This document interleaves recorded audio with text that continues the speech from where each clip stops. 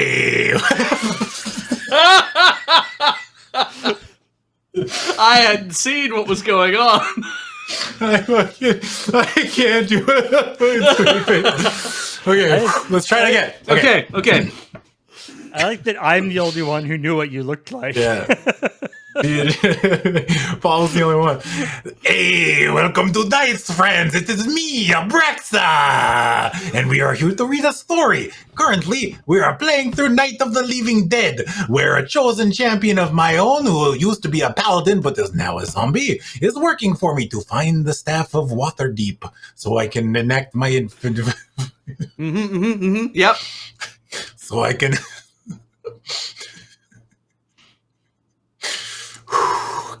Get it together, Abraxa. So I can enact my nefarious plan to take over the city of Waterdeep. Joining me tonight is Beej. Hi. And Paul. Hello. And like Hello. Is this fucking dead weasel? Hi. And like every week, this show is brought to you by you with your generous support at patreon.com/LoadingReadyRun. It keeps my phylactery on. Very few liches have crowdfunding campaigns. Yeah.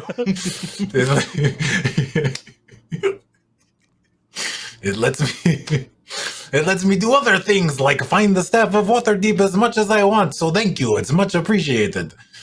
All right. All right. This hat is very hot. I'm going to take it off now. I'm sweating. Do you ever think to yourself while he's got his headphones off? Do you ever think Welcome to Dice Friends. to yourself that Abraxa, if they Come had on, beers, Abraxa would be like, man, I look like a We fucking made it. dipshit. It's another Monday night. You know what that means. I just like getting the body Adam while he can't hear me. All right. Adam's a cool guy. Okay, my best joke's out of the way. All right.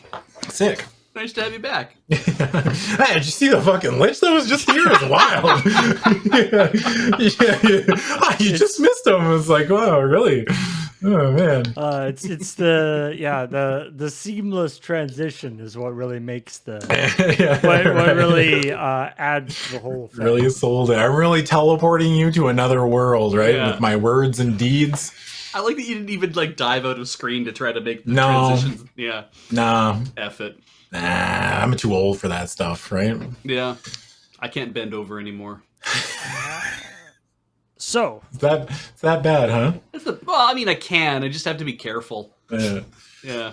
All right. Well, welcome to another episode of Dice Friends. We are still playing through Night of the Living Dead. The last time we left off, we had just found another piece of the Staff of Waterdeep. Have either of you been keeping track of how many pieces? Two? All right, Paul. Okay, sick. We've got the iron piece and we've got the unicorn horn piece. Hell yeah. Oh, yeah. What was the first piece? No, the first piece was the actual staff, right? No, it was there. The staff itself has been split into tiny rods. Oh, okay. And so we have a tiny iron rod and we have a unicorn horn. But I think when we put it back together, they'll probably all like meld together and like. Well, I just assumed that the iron rod piece we found is the actual like. I would have assumed, right? But I'm at least assuming drawing. In the picture, yeah, it's just like a whole bunch of little pieces. I don't know. Okay. Yeah. So we've got That 10 seems like- pieces left. What a pain in the ass, right? Yeah. When you made the Staff of Waterdeep, don't worry. The failsafe is that it breaks into 12 tiny pieces and shatters across the land. It's And like, hides himself in lands of garbage. Like, Yeah. And it goes. It's like, supposed to like. can we just- Yeah, go back to and then it like goes into 12 parts, and then the 12 parts disguise themselves, yeah. and they can't be seen except for somebody who's like good of heart, I think. Mm-hmm. yeah. Only those pure of heart may wield the Staff of Waterdeep. But That's like, why we were selected for that reason. couldn't we just like put it all in one piece in like an interdimensional pocket? We have magic. We can do fucking anything we want, right? Hell yeah. There's no limits. Just seems a bit ridiculous. But then I guess this book wouldn't be made, and then a lot of people would be out of a job. So At least like really, Fat retirement checks. what do we don't really know what the Staff of Waterdeep like does when it's just part of Abraxas. It is both. it does a bunch of stuff. It's both part of Abraxas's plan and also the thing that he's vulnerable to.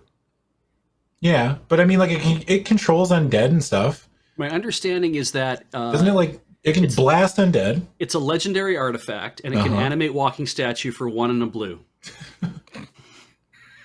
Beej, that's the card from the most recent set, Adventures in the Forgotten Realms by Wizards of the Coast, who are kind sponsors of some of our products, of our produced material events. To be honest, if we put in all this effort to get the staff and that's all it did, it would be a little lackluster. Yeah, that's true. Yeah, it makes statues alive. Can it unalive anything? We're like, no, absolutely not. What? No. No, this is a children's game. You animate walking statues and they just keep walking forever. It's Do the statues fight? No, they just walk. Like, dinger. Aren't there like 4 giant like statues, one on each cardinal direction of Waterdeep that like protect Waterdeep? I don't know. I thought, is that true? Or did that just come up during that Samolo Plateau campaign we were playing, Paul? I can't remember. I don't know. Twitch chat? There's more than 4? Oh, there's more than 4, Beej. Jesus. Well, wow. I feel like I'm... What's their statue budget? It's probably pretty high, right? I'd be pretty mad if I was a citizen of Waterdeep. I'm like, do we really need to build another statue? We got 4 already. Like, no, we have to build more. But why?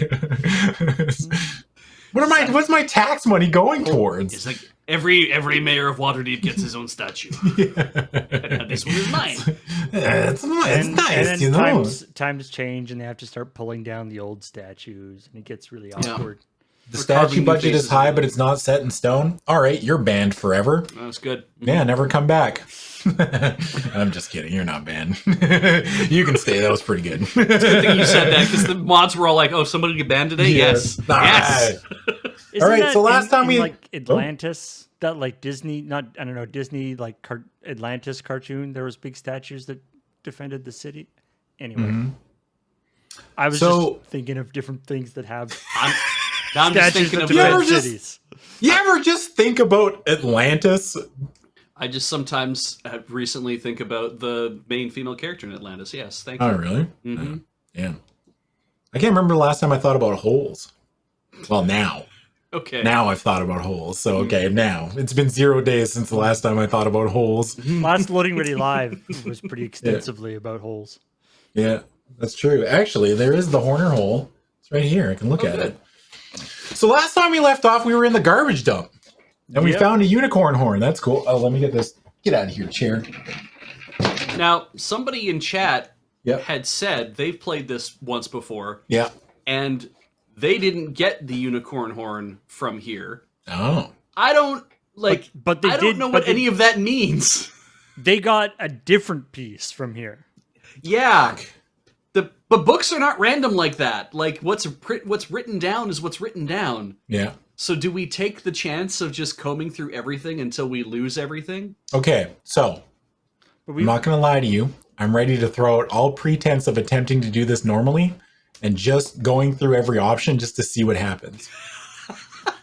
I mean, good or bad. I respect that you wouldn't lie to us about that.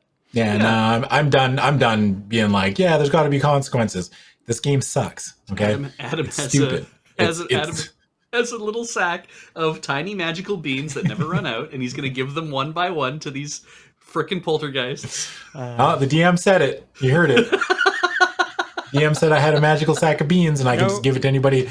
Anytime they need a magic item, I just got my little sack of beans. That is now canon. Thank you, Beej. All right, give him the Otaku beans. Jeff's most powerful weapon is his sack of beans. And he carries around with him constantly. And since he's a master linguist and wordsmith, he's able to convince people that the beans are magical and worth their time.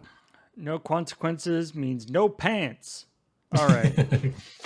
So this is where so the last thing that we did was we got the we went in and got this whole thing with the rocking horse, and it turned out the rocking horse had the unicorn horn. Although I think Adam needs to make a guess at what happens. If he's right, then the beans need to be sold. Oh, the no beans need to be sold. Oh, no beans need to be sold. So you need to when you make a choice, you have to call it whether or not you actually whether it like worked out in your favor or not. Well, I mean, like the winning pick is just bad. Yeah. I'll just run the numbers, right? Like I'll run the odds and I'll just say bad all the time, and then I'll usually be right. Yeah, it's true. It's true. It's really I'll take the high percentage play. Thank you very much. Yeah. So yeah, now you got a piece of the staff of Waterdeep. You feel little need to stay, but if you think there might be another piece here, give the poltergeist another one of your possessions, mark it off the list, and return to 114A to try again. Yeah. All right. Yeah, we'll try again. 114A. I kind of want to see everything else because, I mean, there was something to be said about how much fun it was to have some consequences to our choices last week. Yeah. But at the same time, if I failed, I was just going to rewind it anyway. I just gave you the idea that I was just going to like actually have consequences. You know, I was like, oh yeah, there's totally, don't worry everybody. I won't rewind if this goes horribly bad for us. Yeah. Yeah. This would have worked a lot. Like, I think at this point, you know, depending on what order you actually do things in, Yeah. the idea that there seems to be a lot of stuff in this game where it's like, give this guy a magic item. And so it's like, you need just like a store of random magic items. Yeah. So, which I guess you pick up as you wander around, but because we haven't actually gone that many places yet.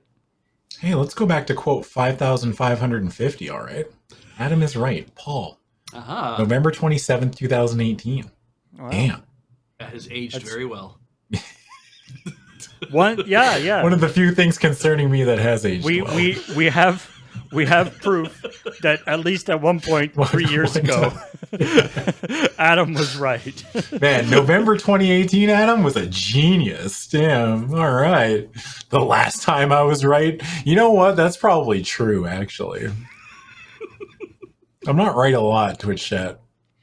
Also, hey, YouTube. How you doing? Yeah. How's touching grass doing for you? Getting out there in the world, not like these troglodytes who have nothing else to do but watch us. First thing in the morning in Australia. Yeah. Weirdos. Don't be stinky and weird, okay? All right. So how much do you bet that the dragon head is just actually that's a portal to another realm that he's taking his head to right now? You think so? Yeah. I normally I don't want you to be right in this respect, Beej, but I hope you are right now. So we did the tusk, right? And that was nothing. Yeah. So we did the tusk and the rocking horse, and that was it. Did we not do the dragon head? No, we didn't. But we'll do the dragon head, sure. The smoking hobgoblin. What does the hobgoblin smoke? It's a neat trick. 27C. 27C. All right. Oh God, I gotta do. Okay, one sec. Oh, looky, Felix. You go for dragon head. Shush, stop babbling, or you'll ruin the game. Who ruin game? You ruin game with loud mouth. Their argument encourages you to choose the dragon head, but when you pick it up, the shrunken head announces, no good. The dispute gives way to laughter. Ha ha ha! Fake you out, the boy. That trophy has been here for as long as I've worked here. 176 years come summer. Sorry you failed our little game, but isn't this fun? Why don't you play again? The dragon head is useless and it is too heavy to carry anyway. If you want to keep searching, give the poltergeist another item. Yeah, have another magic bean, you idiots. 114. Hey, we're going back. They're gonna grow so many beanstalks. All right, so we got the wooden hobgoblin. I was wrong. We've got a vase. Yeah, Paul, Paul, what's your shot? It's your shot now. Beej is wrong. He won't be back next week. We need Paul, so Paul has immunity. Sorry, Beej. That's fine. I understand. If anyone's expendable, I'm sorry, but it's you. Yeah. I'll just put Heather in this chair next week. So, I mean, I don't. Okay, so I don't think it's this piece of the staff, but I do want to know what's with the hobgoblin. I'm almost certain it is not part of the I'm collecting important things in Waterdeep in order to make this staff. You're just holding this goblin. Oh, here's like a tacky. Here's like a tacky souvenir store hobgoblin. But it's big. Like, it's huge. Yeah, two-hander. It's a two-hander. Zweihander. You hold that hobgoblin with both hands. Yeah. It's fucking huge. All right. It could be something in the vase. I know why you picked this, because it's 114B. We barely have to go anywhere. Is it? Yeah. Weird. Sick. All right, Paul, you can stay. You just cheat and read ahead. As you approach the wooden hobgoblin, the poltergeist begin to snicker. Looks like you picked the wrong. Oh, no, that's the weasel. Sorry. Looks like you picked wrong, says the weasel. Nevertheless, you examine the hobgoblin closely. Its craftsmanship leaves something to be desired. There would be no mistaking it for a real hobgoblin.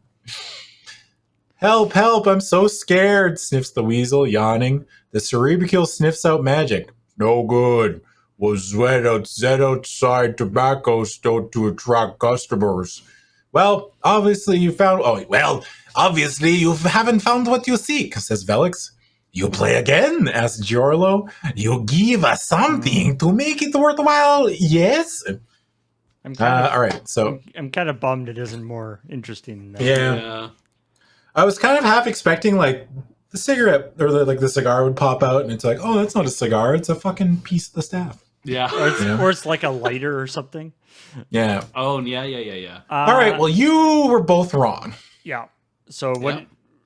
So there's only two choices left. Really, There's 50-50. No, three. There's the vase, the stone head, and the sword. On the sword? Oh, wow. I think it's the vase. The vase. Vase? Is it a vase or is it a vase? This is important. I don't know. I guess 88. it could be something like inside. If there's any justice in the world, this will be a piece of the staff. This will be a piece of the staff. 88 what? 88A. If there's any justice in the world, this is going to be clear proof that good things happen to nice people. All right. All right. The vase is full of trash.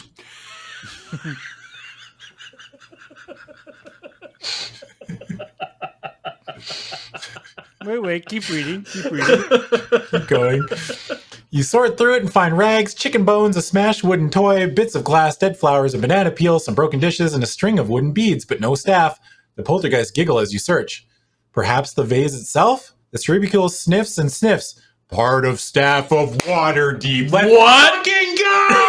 Oh my god! Thus proving that there is justice in the world. There is justice in the world! Yeah! All right! And then we freeze frame. Yeah. And that's it. That's the end of the episode. All right, me holding the vase. Yeah! Like, I'm as surprised as you are. Yeah. But apparently there is justice in the world.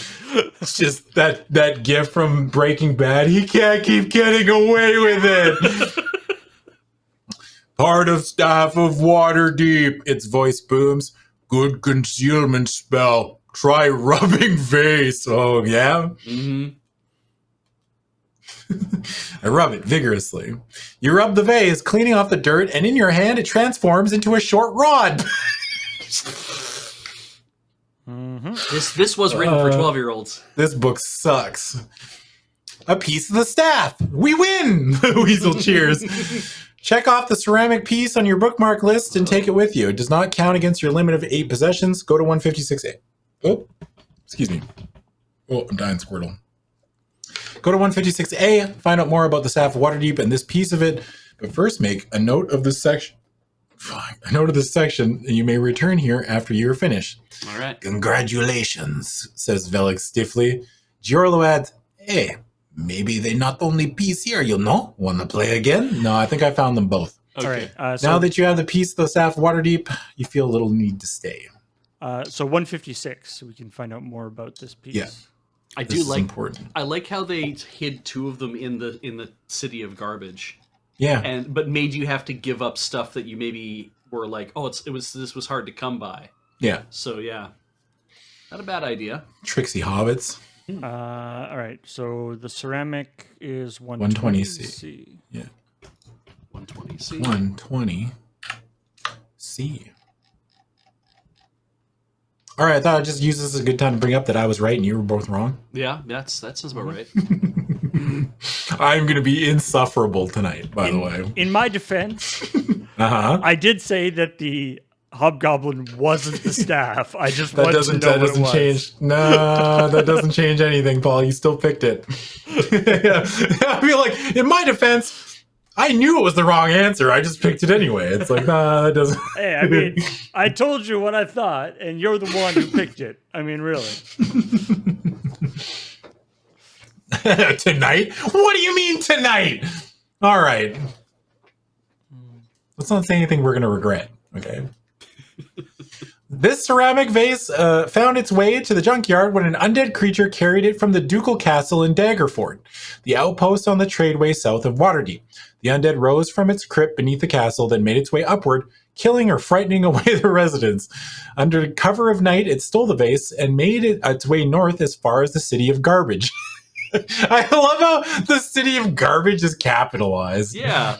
It's like, that's its name. It's the very city famous. of Garbage. More population than some of the other outposts. Is there a town in there's got to be a town on planet Earth called Garbage. Or, there must be. Google it right now. I need to know. So- AKA Winnipeg? Damn. Okay, yeah, fuck Winnipeg. Winnipeg sucks. You heard it here. Winnipeg is just the Detroit of Canada. Mm. The Streamer Kill tells you all this, and also why Kelvin ventured so far south for a piece of the staff of Waterdeep. In fact, the vase originally came from Waterdeep. It was sculpted by one of the city's finest artisans and presented to the Duke of Daggerford as a gift. How much pride all concerned took in this fine piece. Return now to the text you were reading. So, a undead rose from its crypt beneath a castle, like quite a ways away. Mm-hmm. Killed everybody in the castle.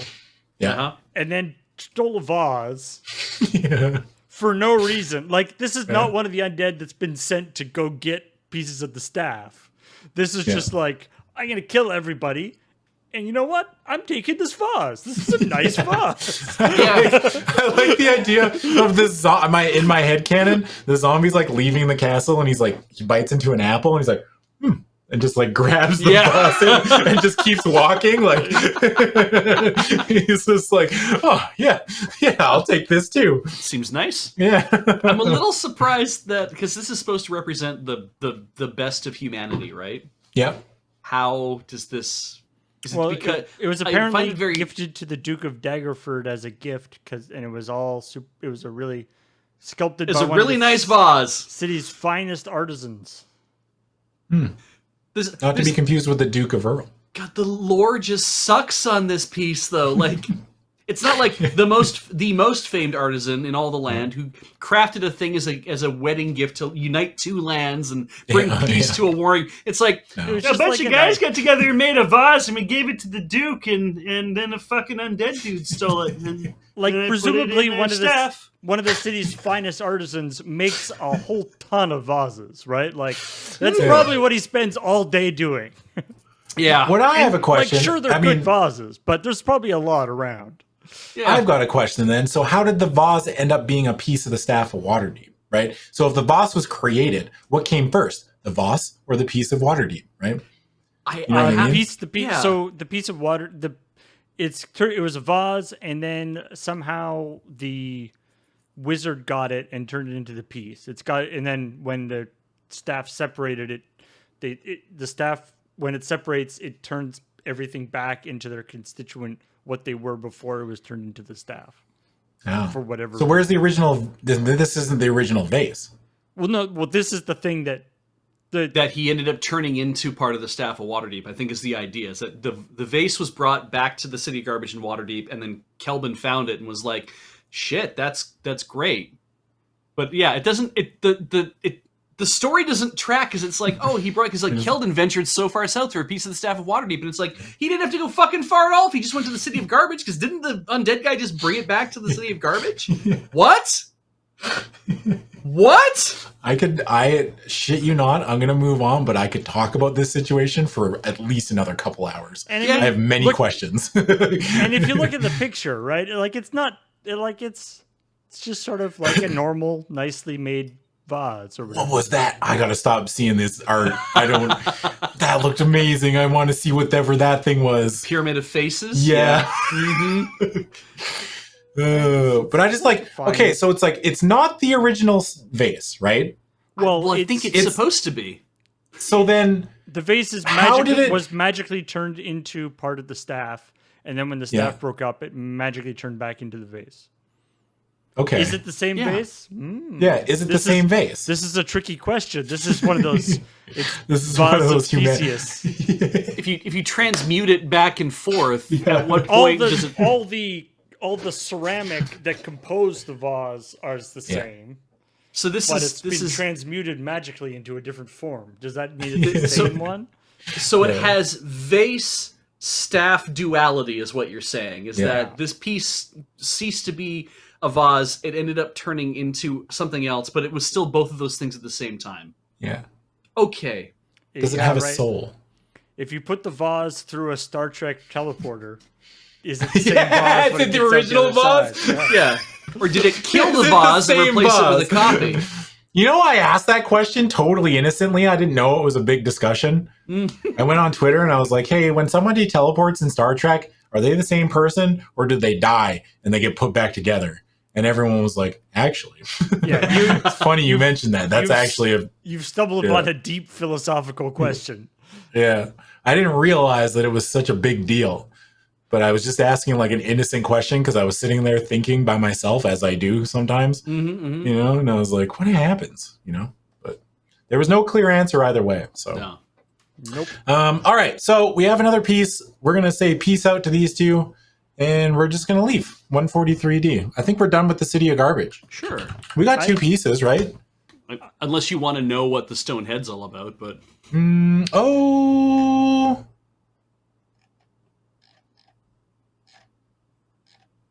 I kind of do. okay. So it takes us back to 114? 114A. Yeah. Yeah. Stonehead is 75. There's also a sword too. Oh, that's true. Stonehead's just an elite fight. That's good. That's a good joke. So I get that joke now. 75D. 75. All right. You examine the Stonehead closely, letting the Cerebricule sniff the ruby. Fake, it says shortly. The poltergeist snicker. You try and lift the head and find it too heavy to carry comfortably. The poltergeist snickers still more. Give up, says Jorlo. Or one will keep play. If you want to keep searching, okay, yeah, we'll keep searching. Boring. That's too bad. That's Hopefully too there's bad. Sword, interesting. That's so weird. yeah. That, like, from a game design standpoint, that they do something. Like, I understand the purpose of the game is to get you to start over, right? Yeah. They want you to start over. But like in order to do this section of the game legitimately, you may have to actually like ditch, 6 magic items. Yeah, if Yeah. you're unlucky, or if you just think that there's more than 2 pieces, right? Yeah. Right, yeah. But I guess for future runs, you'll just figure it out, right? Right, that's you'll the know thing. which And then you ones go you back can- and you do yeah. Yeah. But I mean, like, it's so weird to think about this book is actively either trying to like screw you over or kill you because they want you to start over. It's the only way they're gonna like. It's like they're you know like, yeah, how you just- how video games in like arcades are set up differently than they are like for home consoles because the ones in the arcades are designed to steal your quarters. Yeah. It's kind of what's Yeah, there's a happening here. purpose, yeah. Should we look at the sword? sword? Yeah. Sure. 82C.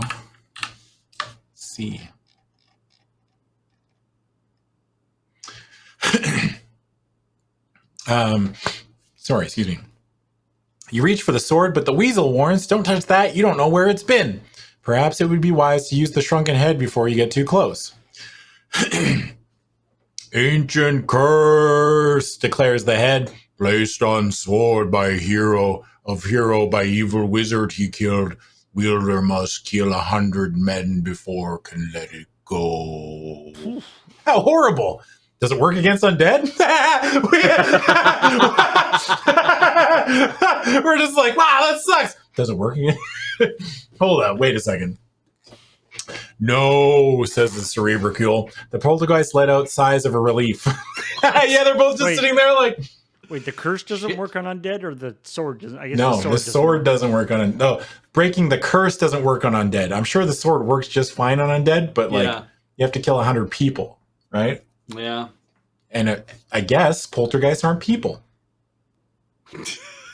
Undead aren't classified as Undead people aren't classified as people. for the purposes of this spell, anyway. Yeah. Yeah. Hey, guy, you play again? You play some again? He called me guy. Like, this Hey, goes guy. to rules. Hey, guy. Fucking don't hey guy me. Fuck, I got a name. Shit. Hey, guy. Show me, put some respect on my name. Jesus. Maybe You. I feel Go ahead, like Bill. having a sword cursed by a sword that you have to kill 100 people before you put it down. That's like, Yeah. I feel like that's the protagonist of like a lot of video games. Like Yeah. Link, Yeah. Link could easily have that sword and not even know.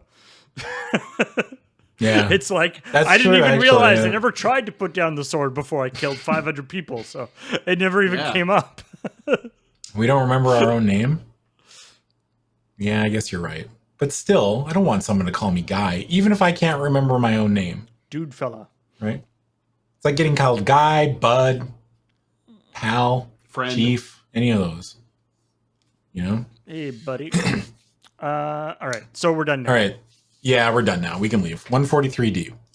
All right. Well, we had 2 good choices and a bunch of bad ones, so that was cool. I was kind of hoping that there'd be like the 2 things, but then there'd be also like other crap you could pick up, right? There's like some, like a magic item that you could pick up, and then you would have another magic item, but no.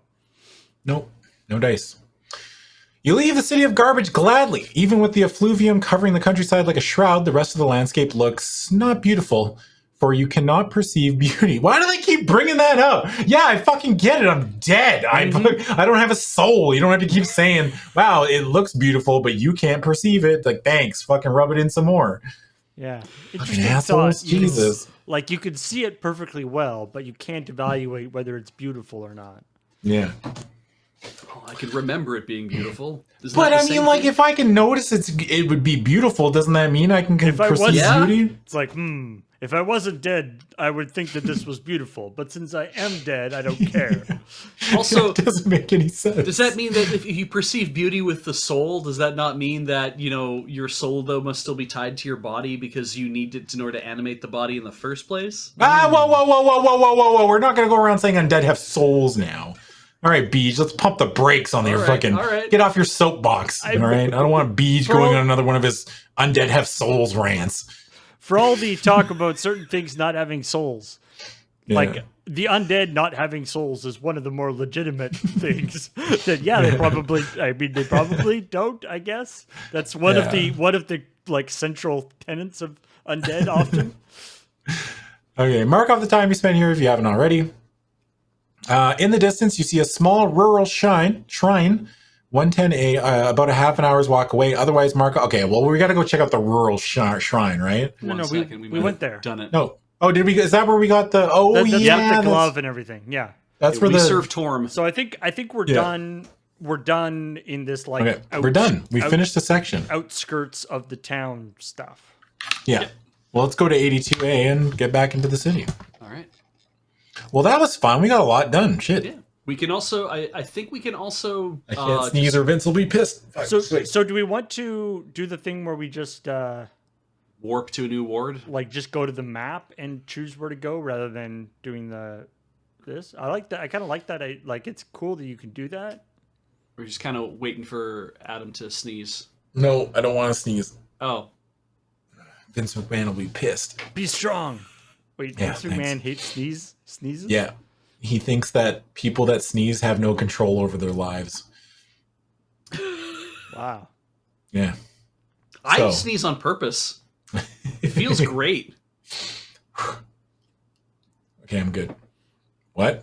Yeah, that's real. That's real. Mm-hmm. Vince McMahon doesn't like sneezers. That is actually a thing. I'm not lying to you. Vince McMahon's a fucking psychopath, okay? We all know this. Yeah. Sounds like a real fun guy. I love that. Like, if all the like stories of Vince McMahon being a huge asshole and screwing people over is just it's like look, Bret Hart, he sneezed in front of me, and I was just like, nope, that guy's got to go. Yeah, doesn't have time any for a Montreal self-control. sneeze job. Yeah. Okay. Good. All right. So where did we did? Okay, so we've done the countryside's crossed off the list. It's done forever. Yeah. And then we've also, and we did a bunch of stuff in the like City of the Dead area. Mm-hmm. In previous games, we went to Waterdeep Harbor, and I think we were able to accomplish something in Waterdeep Harbor, but I don't remember. And then Sea Ward. The so the things that are on the map here are either places that are a where there is a piece, or there's something else significant, A point of interest. Yeah. Well, I think I want to check out the trades ward. All right. 30C. That's what I've decided. 30C. Yeah. Okie dokie. 30C. One of the most arbitrary divisions of the city's districts, trades wards happens to be a cross-section of Waterdeep's light trade and commerce. Cobblers, swordsmiths, bowers. Is it bowyers or bowers? Bowyers. Bowyers? Bowyers, scribes, butchers, metalworkers, wicker workers, textile workers, and workers of all respectable trades live and practice here. Dimly, you recall meeting many interesting people in this area. Were you buying armor or weapons, worshipping at the plinth or at the many-leveled Temple of All Faiths, or simply passing time at Virgin Square, where novices and veteran fighters sit waiting for jobs? It's the world's worst job fair. That place sucks. They're all just sitting around. I see they got big weapons hanging off their backs and stuff. Wait for someone to walk out and be like, I need 5 people. Yeah. We got a dragon. Sucks. Go fight. Yeah. Yeah. You That shit shake still away happens the today. you shake away the recollection. Cannot matter now. This rubicule sniffs out just one place of interest in the trades ward, a taxidermist shop. Oh, this is going to be good. The shrunken head seems sure this humble place holds the peace of the staff. If you don't want to visit the taxidermist, return to 82. If you don't want to visit the taxidermist. All right. I like that they call this the most arbitrary division of the city district. It's like they did all the other districts, and then there was just like this space in the middle, and they're just like, what do we do here? We found the desk. The desk? Yeah, with the Medusa head in the jar. Oh. That's where we went. We went to the, if you look at the art. Yeah. Oh, I think we're getting there. 19A. This is the wrong one. 90A, yeah. 19A. 90. Oh, 90. Sorry. 90. I apologize. It's funny, right? Because 90 and 19, but then we say 90 because it's like with the D, it's doesn't easier help. to figure out. This is why Turns out. Yeah, this is why they have the like niner for 90. Well, and for like radio communication in the military. Right. Yes, that's why they say 90s niner. nuts. All right, Twitch Hub. Well, this looks lots of cool stuff going on here. Oh yeah, we're gonna be digging through this desk. It's gonna cost you so many beans. I love that the frog is like, what, me? Me? Is it Wednesday yet? The taxidermist shop, a dark and dusty building with the shop on the ground floor and the living quarters above, sits on a corner where two of the dingier streets and trades ward meet. Windows face both streets. In the windows, stuffed animals stare and snarl and growl at passerby, but no one passes except you. If you have been to the taxidermist shop before in this adventure, stop reading here and go immediately to 141F. That is not us. Inside, the shop is musty. You still smell dust and decay quite well. That doesn't make any sense. Why can we smell? Yeah, you can can even But smell. we can't perceive beauty? Yeah. You can't smell nice things. You can only smell like dust and decay. Gross things? Yeah. Is that true? Any zombies watching right now? Hey, if there's any undead watching currently, can you tell me if that's true? Because I want to know if you're being represented properly. Yes. Okay. In order to write this book, the author actually spent like 2 weeks walking around with a bunch of zombies, doing research. Wait a second. There's more than one zombie watching? Uh-oh. Well, I guess they need entertainment too. Shop is musty, so dim, lit by a single oil lamp, and cluttered.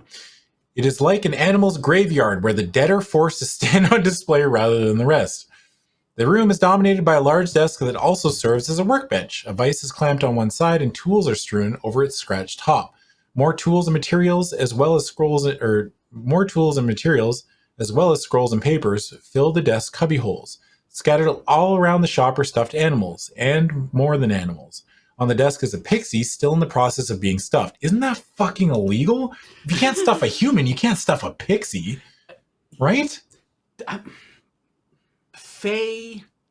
Because they're fae. Can you not? Can you not stuff a human? No. You can. It's illegal, right? I mean, by our laws. What about laws in Faerun? Who knows what's... I mean, the guy's literally got a rib cage on his counter there, so I feel like... Yeah. Weird. All right. On the desk is a pixie still in the process of being stuffed, glass eyes open, staring blindly. Next to the desk stands a huge stuffed frog, one of the ancient amphibian-human hybrids that used to menace human settlements. Well, I mean... We got to check out the stuffed frog, right? Now we just put a chef's hat on him and put it outside to the French restaurants. Casual Hello. Racism. Hello, can you speak French? No, I can't. Can you translate? God. 98E. 98E. Yeah, you got to make sure. You got to remember when you're in a taxidermist shop, the term "stuffed animals" has an entirely different connotation. Right. Than what you Right. All right, stuffed frog. Well, I mean, and it's even funnier when we open up our restaurant, because then they'd really be stuffed animals because they're so full from the delicious food we made. Like, oh boy, I'm stuffed. Yeah, my combination restaurant taxidermist. You'll be stuffed either way. They haven't made a musical out of that yet, have they?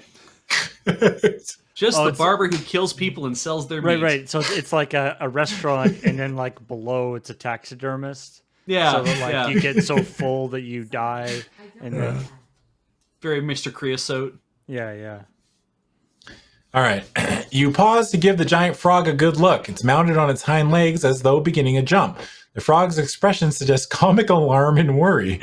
But though its humorous effect, you know these creatures can be deadly. A lacquered but very dusty board serves as its stand. The dust has been scraped away just behind the stand. It looks as though the frog display has been shoved to one side in the recent past. Effortlessly, you move the giant frog and find underneath it a hollow in the floor. Within the hollow are a sack of coins and a scroll. What use have you for coins? After verifying there is nothing useful with the silver, you toss the sack to one side. You may examine the scroll, though you remember that some scrolls are cursed to guard against intruders. You want to leave the scroll alone, return to 90A? Well, I mean... Look, okay, yes. Money doesn't have that much use to us now that we're dead. But bartering with people has happened already like 3 times. Right? Yeah. Maybe we should keep the... anyway. The silver might actually be a really good guard against, I don't know, werewolves. Vampires. Wait, do vampires hate silver? Sure. They're making up new shit all the time, Adam. It's... Sure. Sure.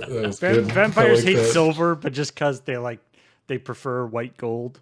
They're just like, it's just kind of chintzy. I don't like it. All right. So, yeah, I'll examine the scroll. Fuck. You made me bite. I'm going to die. 109D? 109D. Okay. Don't do it. You unroll and look over the scroll. The preliminary description claims it sets up a circle of protection around the caster that will annihilate any undead creature in it. Ooh, the weasel remarks. That's handy. A scroll of protection from undead. Do you feel like killing yourself? This weasel sucks. Yeah. He's so mean. No, don't. I'd be lonely. Yes, using the scroll would destroy you, but you can take it along with you if you wish. It counts as a possession. You've seen all there is to see of the frog in the hollow. Yeah. Well, might as well take around the caster. Yeah, but doesn't it I thought protection against undead just stopped undead from getting past the circle, right? I mean, it depends, I guess. I guess usually it's just that they it. can't come inside. But if you are the center of the circle and it follows you, Yeah. I feel like that would be because then you would be like expelled from yourself, which would be bad. Ah, Yeah. I don't know. All right, 90A. We're going back. So we have a scroll of anti-undead. Yep. Not to be confused with Uncle Undead. Oh, man. Fuck, I'm funny. Jesus. It's a like. I bless you every week with my presence.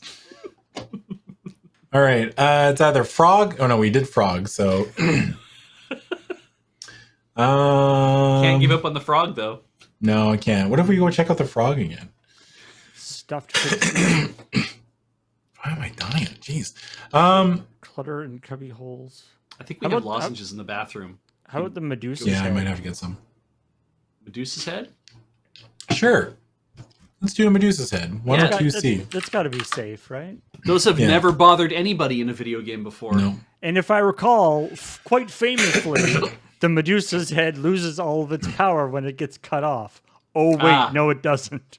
Yeah, doesn't it still stay active? In fact, that's a very large part of the myth of Perseus. That he goes around with like He cuts off the head and he's like, yeah, he goes around with the Medusa's head in a bag.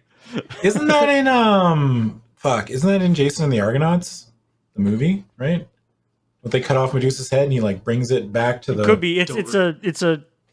I believe originally it was Perseus who did it, but it's in a lot of it's like a definitely a Greek mythology thing. Wasn't the deal like he cut the head off and he put it in a bag and then he like brought it to the king and the king was like, "Oh, what's in the bag?" And he just like opens it up and he's like, "Oh, Yeah. you dumbass!" She's like, "Lol, idiot." The same thing happened in King. You the died. Clash of the Titans movie. He did it, and I believe Kratos had one for a while. Yeah, No, Kratos One did of the have games. one. Yeah. Now, on the other hand, a cut off floating Gorgon's head can make a very cute, clumsy maid. Yeah, that's true. Also true. Yeah, good for So smooching. really, probably. the wide range of Medusa's heads are incredible. Really, it's a blessing. The inverted Medusa's head stares blindly out at you, but you feel the creeping chill that is, so you have heard, the first symptoms of being turned to stone. As an undead, are you immune to this paralysis? Perhaps, but you will not prove it with this Medusa. On the side of the bottle is a label reading denatured? Denatured, like alcohol. Oh, okay. Yeah, denatured. Safe for home or workplace, guaranteed not to transform flesh to stone, or double your money back. The shrunken head says only, no good. This Medusa's head is powerless, useless, and too large to carry around as a possession. Well, okay, fuck. It's still It's just True like tough it's just like a feelings. person and a bunch of snakes that he sewed Yeah. together. to keep looking around, turn to 98. Yeah, sure. Well, I mean, okay.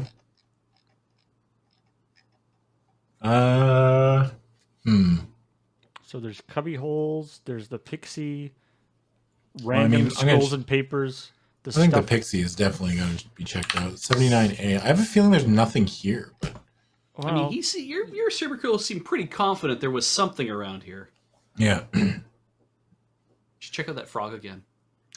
Wait, what's Maybe. that frog up to? Somehow the book will have changed. This fragile creature is just what you thought, a lifeless pixie being mounted for display. But as you lean closer to it, you hear a faint whisper. Oh my god. The death speech voice only the undead can hear issuing from its lips. Please, bury me. Also, you just learned you have a new power. Yeah. Please, bury me. It says nothing else, but does not stop pleading. That's so fucked up. Holy shit. All right. Well, I mean, I guess we just put it in a shoebox or something. Yeah. What woeful tale belongs to this pathetic creature? You. Fuck! Wow! Wow, I'm an asshole. Holy shit. Holy fuck. Wow, what a whiner. Yeah, yeah. I'm just talking to my shrunken head, like, check out this whiner. But let me die. Yeah. Really? Why? You ask the cerebricule, it snuffles over the pixie and is silent a long moment, then speaks. Happy pixie named Folderol, many loves, much mischief. crept up to play mischief on sleeping wizard. But wizard wasn't sleeping. Used nasty magic mirror to entrap pixies. Later sold them for profit. Oh, God. Sad as the tale is, it holds no significant clues for you. Reaching down, you pick up the fragile pixie, then search for a place to give it a proper burial. In one of the shop's windows, you spot a potted plant, all but dead itself. You dig a shallow grave in the pot and deposit the pixie's body. Its just leg is sticking out of the potted plant. On a whim, you also pour some water on the plant, hoping to bring it back to life. When the water seeps into the soil, the plant immediately turns green and a flower blooms. From its center, you hear a tiny, "Thank you." "Isn't that special?" comments the weasel, urging you to get on with your mission. The fuck was the point of that? Mark off a half hour on your share. Yeah, no doubt, right? Yeah, mark off an hour. So we turned a pixie into fertilizer. Yeah, That's something. 98. That's some shit you do in an adventure game, though, to be like, there's a half-dead pixie here. Yeah. But if I put it in here, the plant will bloom, and then it'll make a little berry fall out of the plant, and then I eat the berry, and then I have superpowers. That's a King's Quest situation. Yeah. You spend like 5 hours being like, I know I need to get this plant to bloom. How the heck do we do it? And it's like, obviously you bury the pixie with the plant. You just start clicking random things on it. You're like, I don't know, this. What the fuck? It's like, that's what does it? Oh, God. Now I What was have the one X-ray I vision. What? The one I always remember is from Monkey Island, the chicken pulley thing. Oh, I don't know that one. You have to combine. There's like a rope, but you have like a wheel, like a pulley wheel. Right. But you're like, I can't use it. You have to combine a rubber chicken with the pulley and then use it to like slide. Yeah, it's the dumbest thing. Monkey Island also had the monkey wrench. Where there's a thing you had to unscrew a thing, and so to do that you have to hypnotize a monkey with a banana on a metronome. Yeah. Then the monkey gets hypnotized such that you could then use the monkey to open it. It's very weird. Do you ever think that when they make those adventure games, they're just like, how long of a walk can we make to this solution? It makes perfect sense to them at the time. Was that supposed to be a pun on pulley and poulet? Maybe. Yeah, poulet dans la frigo et les foie. Good stuff. My French is very good. I would have you know. You're welcome. Me trying to get Heather banned in chat here. This is great. Yeah, I'm trying to get Heather banned. Why are you talking in all caps, please? Twitch chatter, Lunar Jade. Can you please fucking put a lid on it? All right. So I choose stuffed kobold. Okay. 135D. I guess we'll finish up this room and then we'll take a break. Take a break? Yeah. What was it? 135 Delta. Delta? Okay. Yeah. Wait. Oh, 130. That's 134. Okay. This kobold is posed in a fearsome battle stance it probably never assumed in life. This weak, unassuming, mewling prick of a kobold. I like This that. I like fucking you coward. You basically are just like, you walk into this taxidermist place and just like, what insults can I lob at every one of these stuffed things? Well, I mean, we're alive, kind of, and they're dead, so that means we're better than them, right? Look at that piece of shit dog warrior. Yeah, look at fuck it. I'm smarter than Carl Sagan because Carl Sagan's fucking dead. Okay? That's how it works. Okay? Is he in the taxidermist shop as well? Yes, Carl Sagan just chilling. Smoking some weed. Yeah. Yeah. All right. Never seen in life. You will well remember the little blue monster. Wait, kobolds are blue? In Forgotten Realms, I guess? I thought they were red. I thought they were like dragons. I guess they are like, but I didn't know they were blue. I thought they were like dog creatures. Yeah. Huh. Though they're scaly. They're not furry. Yeah, kobolds theoretically have draconic lineage, but Interesting. they can be different colors. Oh. I didn't know they could be different colors. I thought they were just all red. Oh. Okay, Second edition, they're dog people. Okay, whatever. Especially from the early days of your career when you and your comrades stood side by side, turning back wave after wave of the ugly things. A memory. You just remembered something from your life, and that sparks other memories as well. Read the next section of your memory trace. All right. I So, believe we are. I think memory Third 3 one. was the last one we did, so I think we're on memory 4. Hang on a second. We've done. You're right. We've done 3 mem traces so far. okay. So 38B. 38B. 38B. You overheard a chat in the temple while you were praying. I tell you, Merrill is only putting on a show. He delights in prodding curmudgeons like you into dark suspicions. Look at that dragon head on his home. It's so horrible that it's funny. You can't take anyone who lives in a dragon seriously. Lives in a dragon? Yeah, that's oddly specific, I guess. Maybe he wants you to think that, Mistmere. Oh, bosh! Maskmar told me, in confidence, so keep this close, that Merrill said he's been visiting some of the outer planes, spoke with one of the powers. A long pause from the other, a young, thin man. Really? Gave a very convincing description of, and here the voice lowered to speak a name. Hush! Says the young man. Do not speak that name. Do not speak that name in Torm Shrine. Anyway, Merrill has not the power to do such things. I'll hear no more. Let us go. Check off this entry on their bookmark. Return to the story. All right. 90A is where we were.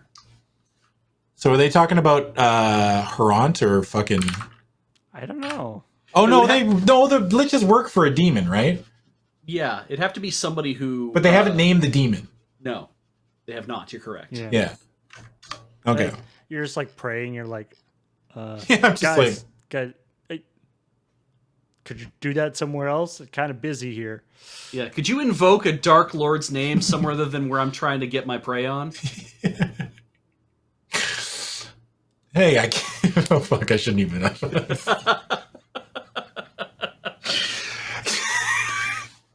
Hey, my prey boner. It's fine. Yeah. See, you feel so much better when you just get it out, right? Get it out. Yeah. Can you not? My pala boner. My God on. My God on. All here we go. right. Okay. From the wiki, Merrill is a mage of Waterdeep who owns the Dragon Tower. He also possessed the Dragon Staff of Argihan, a powerful magic item. He's a dragon guy. He likes. Okay, he loves dragon. I'm a real dragon guy. Yeah. Yeah. Nice. All right, so let's go look at something else. Yep. Holy jeez. It's like 90A. you know what we need right now? Is a dragon? Do we need a dragon? Do we? No, Merrill. We don't need a dragon. No, Merrill. Damn it, we Merrill. fucking don't. You live in a giant dragon. We get it. What page are we on? 90A. We're going back to 90A. Yeah. So there's a couple things left. Let's check out the clutter in the cubby holes. So 107E. 107 Echo. All right. The cubby holes hold an amazing mess. A pile of marbles. No glass eyes, all staring accusingly at you. Various types of needles and threads, piles of feathers sorted, none too neatly, by color and size. Uncountable coils of copper wire. Porcupine quills and rabbit's pelts and bear's claws and frog legs and stuffing and padding and cloth and fur and leather. This desk is a cornucopia for taxidermists. Do you want to subject this desk and this mess to a thorough search? There is so much junk here that this would take quite some time. If you want to search and have at least a half an hour, well, I mean, it doesn't matter.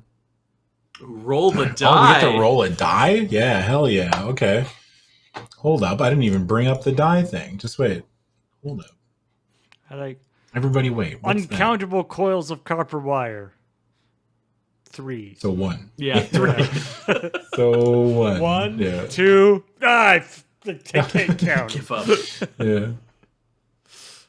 If you can't count at all, is everything uncountable? Well, you can't. I mean, we didn't establish whether or not your undead lack of brain can actually even. Your tiny undead lizard brain can comprehend. You don't even know what beauty is, so how do you know what Can't math comprehend is? the beauty of mathematics. Exactly. All right, 1 to 8 go to 64C. All right, that's us. 64C. 64C.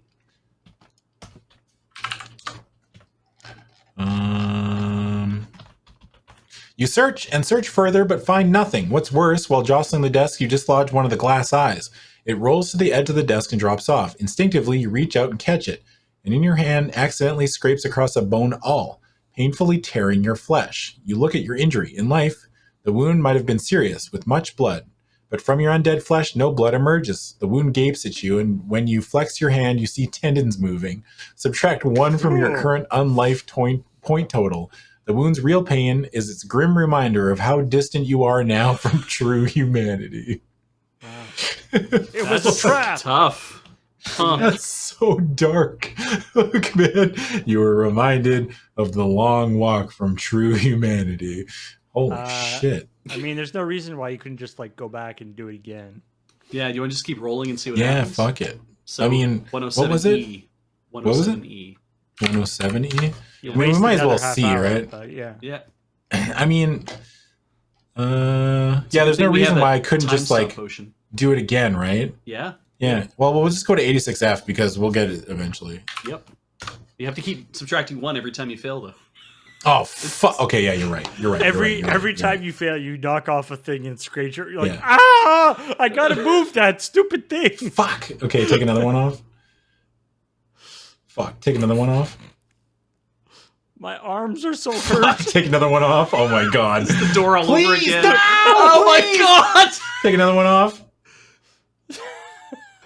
Take another one off. This is statistically unlikely. What do you Take have to another get? one off. Eight? Oh, Not I don't nine even or know higher. what I'm at. I have no idea what I'm at, but take another one off. You got to be kidding me. Just roll a 9 to 12. You got no arms Holy anymore. shit. Take another one off. Take another one off. Come on! I can't see it. What's it say? It's an 8. Fuck! Take another going. one off. Oh my god. That's a 5. Paul! Is this a regulation D12? Is there anything above a 9 here? I need to see this dice right now! What kind of horseshit is this? I can see the numbers. There's an 11. There's a 12. There's the 12. How much life did I lose? About Not that it matters. 12 or 13 points, it felt Oh, like. good. So I have 2,984 hit points left. Yeah, yeah. You're just like, Sick. ow! My hands are just hamburger. They're all torn up. And it's Just the like, same thing over and over. You're like, why do I keep hitting that thing? You should move that bone all. My tendons. All right. So, wait, which one were we at? 86F, Foxtrot. Oh, 86F. Okay. 86F. All right. As you probe the recesses of the desk, your hand accidentally flicks a secret catch. On the side of the desk, a drawer slides open. Inside is a dragon tooth. But what could be valuable about a tooth that the shopkeeper wished to hide? You retrieve the tooth and hold it up to see. As you look at it, it transforms into the head of the staff of Waterdeep. Okay. Hell yeah. Well, you needed to do it then. Yeah. You know what? Them hiding a piece of the staff of the Waterdeep behind a die roll is a real fucking prick move. Yeah. If you were keeping track of time, Yeah. theoretically, every one of those searches took like half an hour. Like Yeah. you just spent like 5 hours searching for this thing. I got nothing but I'm like, I got nothing but time. Just spit on your hands, then watch it yours go right through the skin to the other side. All right, all right, 45D. Oh my god. Yeah, that does hard suck. Like what a you could just basically screw your entire game right there. Yeah. It's such a fucking dick move to do. And it's not even like I don't think, you know what? I think the percentage of people that played this through legitimately, honestly, until they finished it, is fucking 0. So, and that's not even like a knowledge thing, right? So like if you were doing like the perfect run of this, Yeah. you would have to go here first. And it's like if you don't get a good roll on the searching the desk, you just scrape that run right away, right? Yeah. Yeah. It's like you're so fucked. Yeah, anybody that tried to do this legitimately, I guarantee you they cheated at some point. There's no way. Humans are weak and fragile creatures. prone to frustration. This book is ripe with it. The head of the staff of Waterdeep is a small dragon's tooth, perhaps 6 inches long and quite smooth and shiny. It is inset in a rounded stick of wood in the diameter of a common staff, doubtless for ease of joining with the other pieces of the staff. The wood is smooth and very hard and gives off an odd metallic noise when tapped.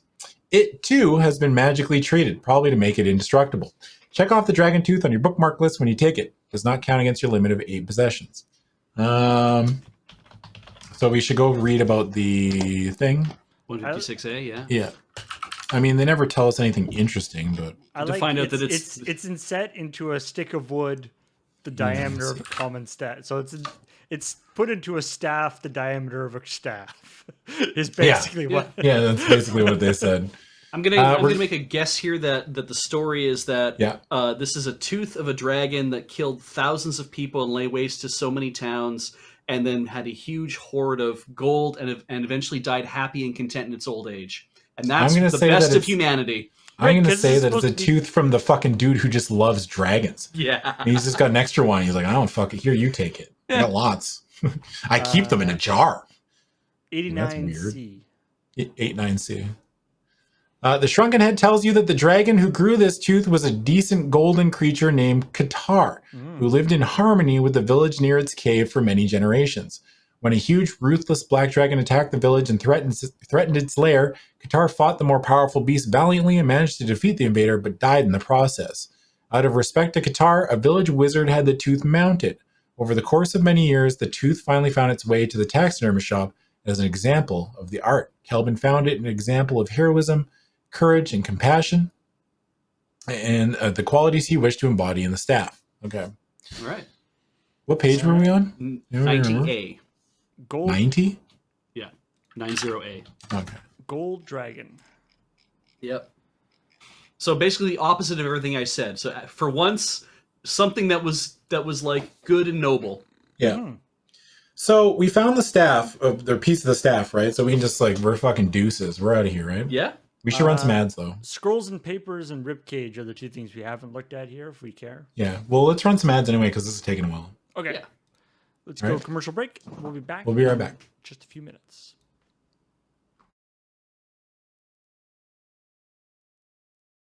Hello, welcome back to Dice Friends. You ready to get stuffed or what? Or at least look at stuffed things. Oh, wait, that's not good. Yeah, that's not much better now. All right, so we've only got a couple options left, right? So yeah, we found the cool thing. Yeah. There is still scrolls and papers and just a ribcage. And we did also find a scroll that would kill us if we activated it. If you turn this on, you'll die. Oh, neat. Is it a stuffed ribcage? Oh. Or is it just a ribcage? I don't know. Let's find out. I don't know how you stuff a ribcage, really. I don't think you can. But I'm willing to be surprised. Wait, it's just 24. What was it? 24? C. Oh, it's C, yeah. The thing is demonstrably a human rib cage with no head, arms, or pelvis attached. Why is it here? Cerebicule, tell me the story of these bones you command. Damn. Obligingly, the shrunken head looks or sniffs the rib cage over, then speaks. Human fighter. Very strong. Not very smart. Fought giant frog in swamp. Fought and fought and fought and fought. First human was winning. Then frog was winning. Then human. Then frog. Fought and fought and fought and fought. Rested and bled and fought some more. Both died. Crocodile Head one. lapses into silence. Gripping narrative. Just gripping, says the weasel. Not everybody can tell a story like that. You ignore the weasel's pointed remarks. The story is as barren as a ribcage. Oh, okay. Wow. I feel it's like the guy, the author of this wrote a thing and then wrote a thing about how boring the thing he just wrote was. Yeah. Oh, that's self-burn. So I guess we'll just do the scrolls and papers. Yeah. Ah, yes. 119A. What could go wrong? They're just papers. Yeah, there's no way this goes wrong. Most of the papers are simple assignments. Dear sir, would you be so kind as to make for me a diorama of two vultures squabbling over a bit of carrion? I would be most grateful if you could have it ready by the 14th of next month, as it is intended as a birthday present for my wife. Your servant, Hurrium's Cloth Goods, Burnt Wagon Way. All right. Just has a little caption that says, Christ, what an asshole below it. My wife. Like, this is you. Like, happy birthday, honey. Yeah. Some notes are bills, many of them old and unanswered, such as the one from a carpenter requesting payment for certain additional drawer concerned to desk. But one scroll, the most ornate of the lot, tied with an expensive ribbon and bearing an intricate wax seal, is a commission from one Kelvin Blackstaff. Ooh. This scroll requests the taxidermist to prepare a dragon's tooth with ornaments and rituals, described in excruciating detail. The tooth is to be one component of the item to be called the Staff of Waterdeep. Say, the weasel exclaims, if it was put together here, then the dragon's tooth returned here. Do you want to search the desk and premises intensively? Looking around at the mess, you realize, yeah, we already found this. So. This is the same roll. Okay. Yeah. All right, that's everything. We'll go to 158F and leave. 158F. You leave the dust and must of the depressing shop behind you. Mark off time you spent exploring within if you haven't already. The Shrubby says there's nothing else of interest in the trades ward. Return to 82A to select another spot. Okay. All right. 82A. Trade all right, well, done. Trades ward's done. Countryside's done. No reason to do the City of Dead yet. North Ward? North Ward? You want to do North Ward? There's two different places in the North Ward, technically. Technically? Because according to the map. Yeah. Say them, Paul? Yeah, we got 62A and 50 something. I can't read. 58A, I think. It's kind of hard to read. So we have a choice of where we could go in North Ward, technically. Cerebrat. My wife. 148B. Gonna go to 148B? Yeah. All right. Where does that take us? More northeast than north, the so-called North Ward is a large, spacious, prosperous, and above all, respectable. Here live the noble, exquisitely refined descendants of those revered entrepreneurs who plundered their neighbors, murdered the peasantry, and sacked the battlefields of centuries past, then had the good sense to purchase baronies with the loot. Their offspring have achieved status they could never know. In this well-heeled district, you'll find many villas, all masterpieces of architecture, or at least of conspicuous consumption. Most of these roosts have been abandoned for the winter. Their residents flown south. One particular villa seems to interest the Cerebricule, though, and you may visit it at 58A. Catering to the remaining clientele are a number of shops that sell furs and pastries and dragon skin boots. And there is the Gentle Mermaid Fest Hall. At least one of these places holds a piece of the staff, says the shrunken head. If you don't want to visit either one, go to 82A and choose another ward. Well, we can either go to the bar or we go to someone's house. The Gentle Mermaid Fest Hall. Yeah. Probably a Trader Joe's as well. Yeah. Nice. I hope it's one place that sells furs, pastries, and dragon skin boots.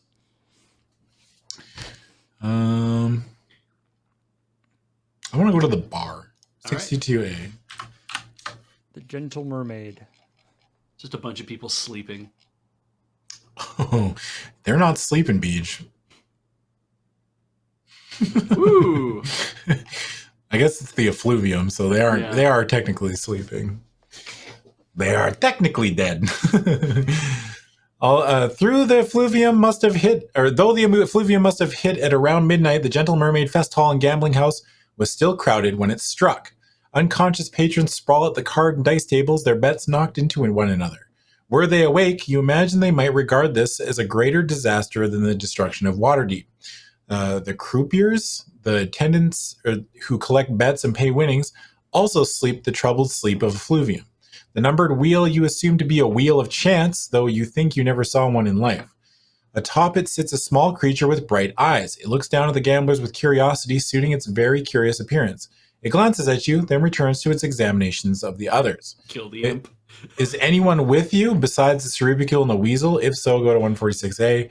Have I been here before? No. You may try speaking with the odd monster perched on the wheel, or leave, or look around as you like. Well, what's the monster look like? Just like an imp. Oh, it's just a weird fucking naked imp. Nobody's with us. Yeah. I just like I like because you were maybe like a paladin or something, because there's the thing where you like praying and things. So I just like that you walk in and you're like, oh, what could that wheel be, a wheel of chance? Never saw one in real life. I've only heard of such things. They're so wicked. Well, I tell you what, I'm ready to fucking put hands on. I'm bringing the smoke to this little fucking goblin. All right. It doesn't know what kind of shit it's going to get into. How do we talk to him? 61A. 61A. All right. You never saw a creature such as this in life. What do you do here, you ask experimentally. Oh, I am an Adgerin, but my duties are not pressing, so I simply muse upon the impulse to gamble, says the creature in perfect speech, its modulated voice sounding in your head as undead voices do. So alien to my nature, it continues, though not to my plane of origin. Does the urge to risk spring from a faith that the universe works for the individual's benefit, or is it merely to add zest to an otherwise humdrum life? I'm not sure. What do you yourself believe in a beneficent universe? The burning in your lungs grows more intense. How you long for a breath of air. How you wish you knew a reason that you suffocate. No, you answer. Just having an immense internal conflict, and you're just like, you're just randomly suffocating? Yeah. Well, you want to breathe again, right? Yeah. And now when you think about breathing, also, you're all very aware that you have to breathe now. Yeah. Unlucky. Wow, this imp is quite philosophical. Yeah. How much randomness do we want in life? Take yourself, for instance. If the universe does not actively work for good, in your view, then perhaps chance will produce malign results. But it may prove equally favorable. For demonstration, would you like to spin this wheel? I shall guarantee a truly random happening, for good or ill or indifferent. Why? What are you? What sort of happening? Will you spin the wheel, my pessimistic friend? Well, all right. So you can spin the wheel, talk, attack, or ignore it. I can attack it? That doesn't seem very nice of me. Well, I'll spin the wheel. Fuck it. Yeah. 116A. I like that. There's no consequences. You just recently were like, I'm going to kill this little dude. I said I was going to bring the smoke, Paul. That doesn't mean I'm going to kill them. Yeah. Okay? You're going to try to seduce them. Look, I very much have my finger on the pulse of the youth. Bring and they say bring the smoke. Is new slang I hadn't heard before. Yeah, see? That's why I have my finger on the pulse. All right. Well, you're gonna spin the wheel? Yeah. I have many questions, you tell the adjutant, but if it will satisfy you, I shall spin the wheel. Oh, fine. Excellent. Most fine indeed, says the monster, leaping onto the betting table and clapping its various limbs together. What do you mean, various limbs? Doesn't it only have 2 limbs? It's also the legs? I guess, yeah. Give it a wheels, or give it a whirl, sir. You pull hard on the neat side of the spoked wheel, and it makes a whir and blur as it spins. What sort of event will occur? What sort of event will occur, you ask? The creature makes no reply. The razzing sound slows and slows, becomes a metronome's.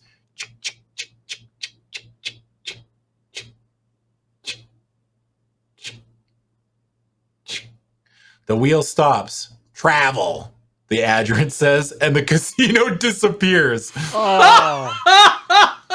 We hadn't had a teleporter yet. No.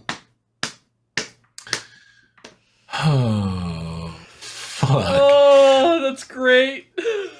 A moment of gray and a new place springs into form around you. Mark off the time you spent at the gambling hall and assume you will spend half an hour at your new location. Where have you reappeared? Roll the die to find the section you turned to. Well, All right. It's been a while since we had a good old-fashioned teleportation fucking section. Hope it takes us back to North Ward. 7:94 a.m. Oh, shit. Have we been here? I don't know. No, not this time. No. I think we may have been here. I Oh, think no, this is we've the been here. harbor. We were here last time. Yeah. Yeah, this is the docks. Yeah. Yeah. Well, All right. Standing among the docks, you look out over Waterdeep Harbor. No wind is blowing, and the only motion in the water should be a faint ripple of waves. But far out in the harbor, you see an indistinct turbulence, Abraxas whirlpool. You walk between the docks and march straight down into the water. It's an eerie sensation as one of the living dead. As one of the living dead, you know that exploring under the water will not harm you. Since you do not breathe, you cannot drown. And yet you pause, with a twinge of apprehension held over from life, just before you plunge yourself fully into the harbor. The weasel, the spokesman of your subconscious, voices your worry. No, don't go down there. We'll drown. You cannot quite rid yourself of life's fears. Still, you have a mission. Submerging yourself fully, swimming and walking along the harbor bottom, you press on. After a few minutes, the weasel says, guess I haven't adjusted to being dead yet. It's all in the thinking, you know. Air bubbles. Just walk into the ocean. Yeah. Keep walking. Just keep walking, don't stop. Air bubbles froth from the shrunken head's mouth, and you peer down at it. With the telepathy of the undead, you ask, are you all right? Salty, but it's all right. The world below is bizarre and fascinating. Schools of fish, unaffected by the effluvium, dart here and there, feeding. Some, bolder fish, sidle up and nibble at you, but your undecaying flesh has no attraction for them. They swim off, uninterested. The harbor bottom is free of large plants and utterly devoid of the trash typically found at the bottom of harbors. You dimly remember that mermen hired by the city keep the harbor clean. Still, it's better to swim than walk. A thin layer of mud coats the harbor bottom, and walking only stirs it up.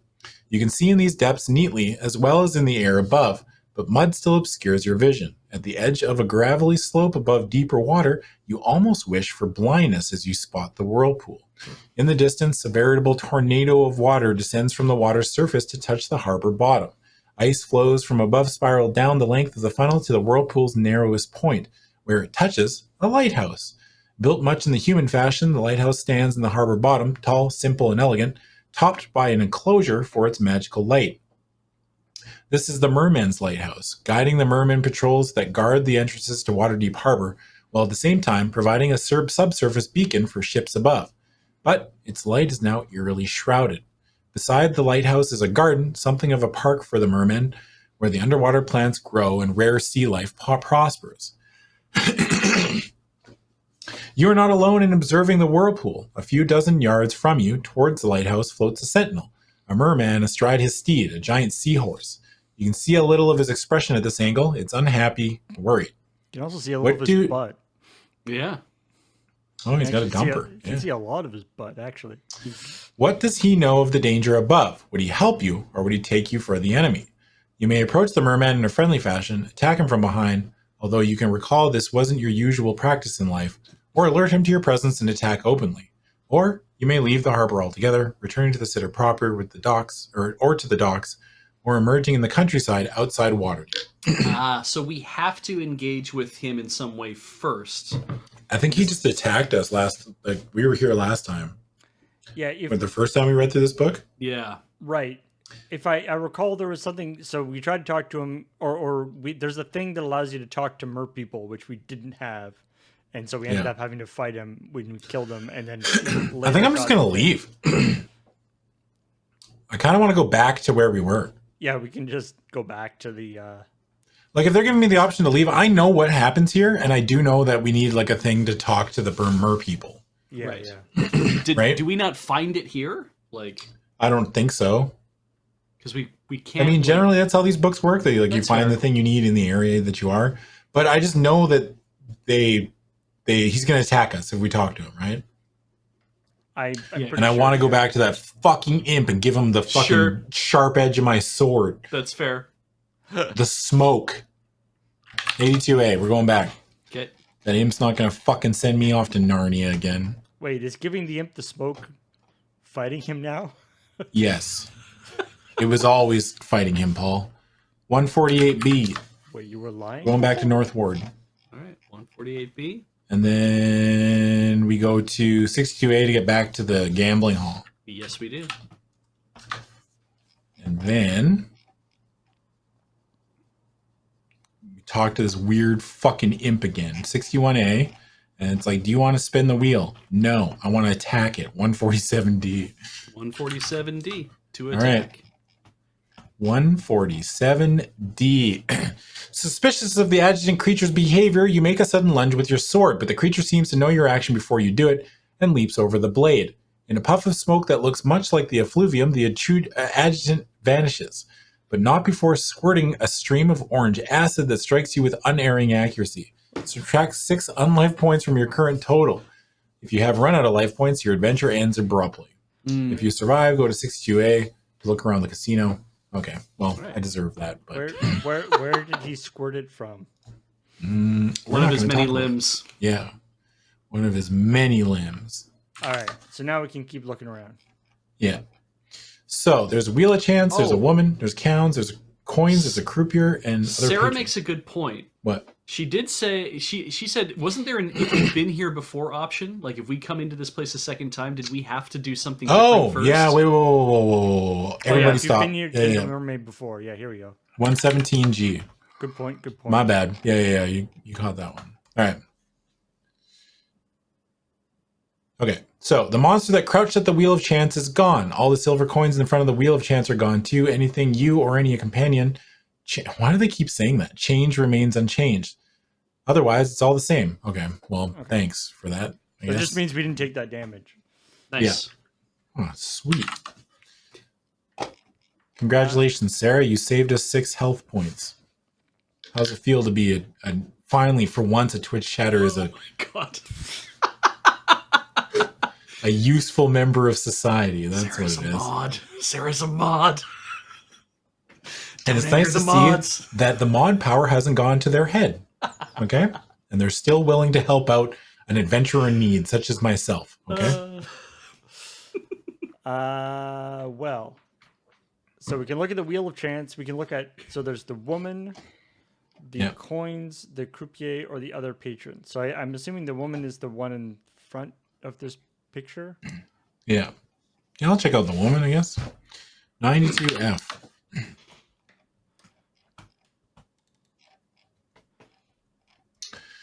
You decide the woman would be beautiful to living eyes. Oh my God. What a thing to say. You know what would have been really funny? You decide this woman would be beautiful to you living eyes. Turn back to 114A. Jesus. Right. The idea that you could sort of, you can intellectually be like, yes, she is a beautiful woman. She doesn't But I look cannot beautiful. perceive beauty. Yeah, she doesn't look beautiful to me, but I can feel that people who could see beauty would see her as a beautiful woman. But me as an android, I find nothing interesting about her whatsoever. Though I am fully functional. Yeah. Shut the fuck up, you dumbass. No, I will let you know I am very functional, yeah. All right. Your own undead perceptions find her mere physical details less wonderful than the aura of life surrounding her, a glittering array of colors. The same aura surrounds every patron here and every living being you have seen. The truest beauty, the only real beauty, is that of life, and you had to die to find out.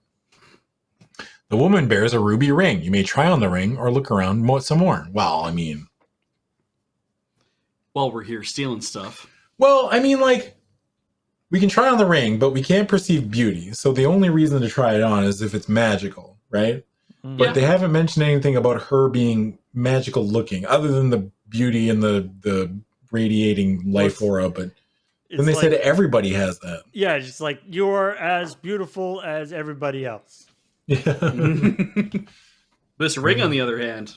Yeah, this ring. I'm going to check it out. What, 54A? 54A.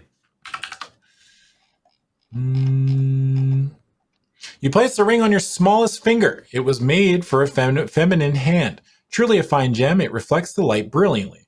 But it doesn't go with your armor, notes the weasel. No magic, says the cerebricule when you bring it near the ring. Once belonged to princess. What princess? Lived long ago. Her name was Ariel. Ring was precious gift from father, king. Wore it always. Then was kidnapped by pirates. Pirates held her captive on island. She kept them from noticing her ring through her little magic spell. Then brave sailor Darius. Safe when you're captured. Yeah. Christopher Walken knows all about it. Then brave sailor Darius rescued her in small boat. In gratitude and love, she gave him ring. Couple drawing close to Ariel's homeland in small boat when pirates overtake them in big ship. Pirate leader throws Darius overboard. Pirate leader throws Darius overboard. But now King's navy approaches. Pirate casts spell on himself to look like Darius, pretends to rescue princess, and takes her to King. King gives pirate Ariel's hand. That's fucked up. What? Yeah. Wait, hold up. They just this is just like a secret, unused script for Pirates of the Caribbean is what we're seeing here, I think. Yeah. Mary the pirate, exclaims the skull. What skull? The weasel skull? Oh yeah. That makes sense. Thank you, Christ. I was like, what skull? Fucking it's like, do we have a dot. Was that by the way, there's a skull that's been following you this whole time. Was that Fairy Mound where we had the talking skull following us around? Yep. Yeah, okay. All right. That's life in a nutshell, isn't it? Wedding day Wedding day arrives and ceremony about to start, continues the cerebricule.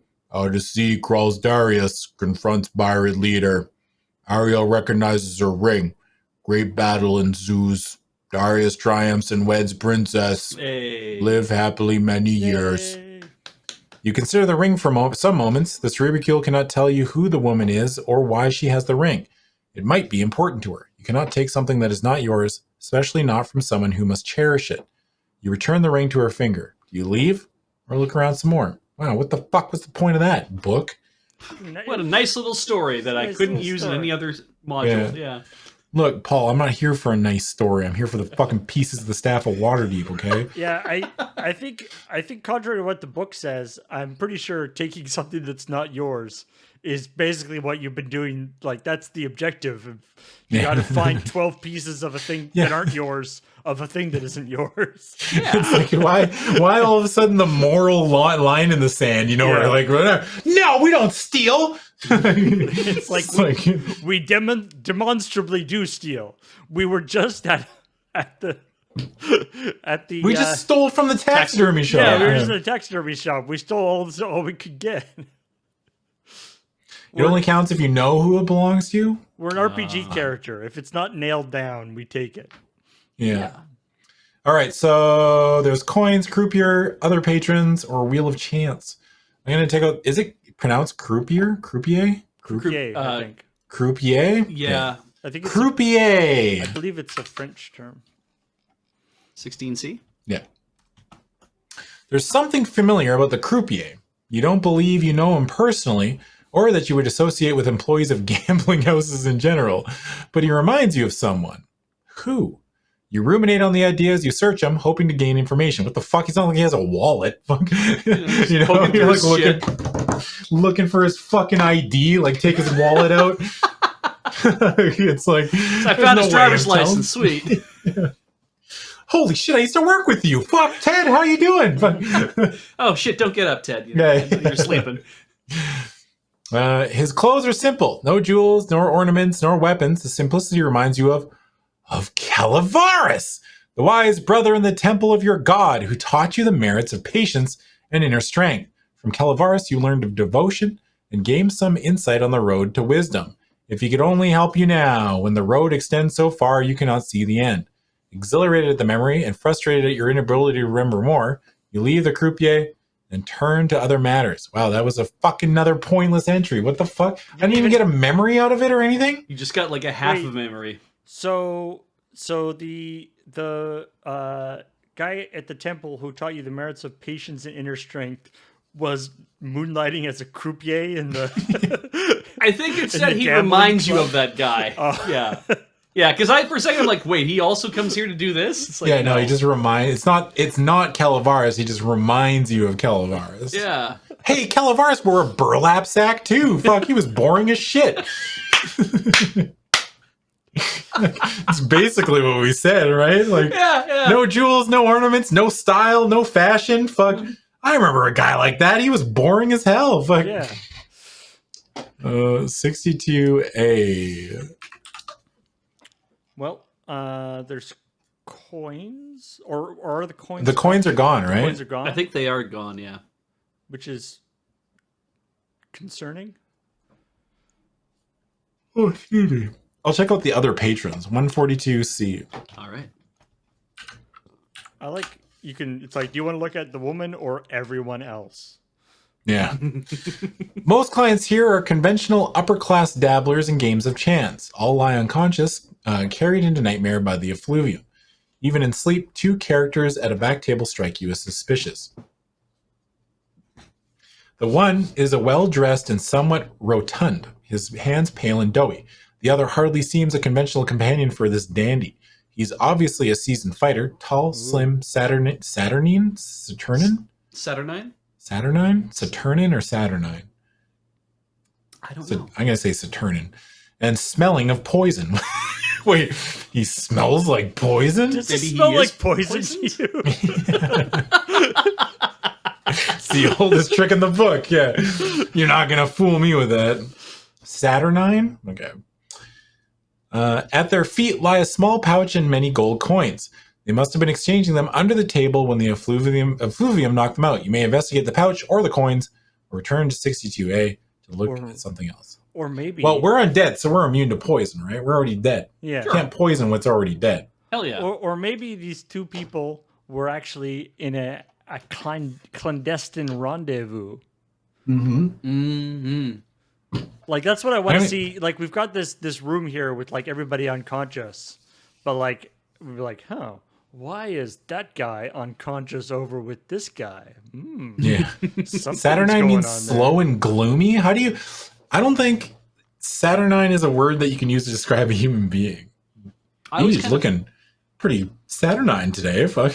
Slow and gloomy. because it's like because Saturn, I see because I always picture like a guy who's like kind of like gaunt and morose.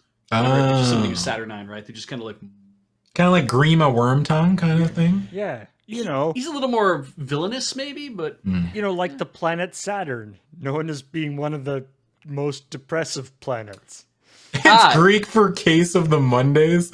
I love that Jaded Singh points out that jovial would be of Jove, right? So it's like it's kind of an opposite idea. No, I don't like the word jovial. It's a stupid word. I'll never use it. I'm too cool. Yeah, Adam's more about jocular. Yeah. Wait. No, I'm not. Unless it's not. Unless it's cool, then I am. But if it's not cool, then I'm not. So Pretty wait, simple, so right? you got like you've got jovial, you've got Saturnial, Saturnine, you've got Yeah. Mercurial, Yep. Venusish. Is it venial? Venial is Venial. a thing, yeah. That's okay. Okay. Platonic, yeah. Plutonic. Marshall. I've seen platonic, but not plutonic. Like that's. Yeah, Plutonic. Mars. I do like venereal. I think would be a good way to look at it. But yeah, lunatic. Yeah. All right, you done with the fucking planet jokes? I mean, that was more just out of interest rather than joking. But Marshall. yes, I was talking to Twitch chat. you investigate the pouch or the coin. Don't make me fucking bang the cage. Fucking, like, shut up in there. Ding, ding, ding, ding, ding. All right. So I want to check out the pouch. 119E. 119E.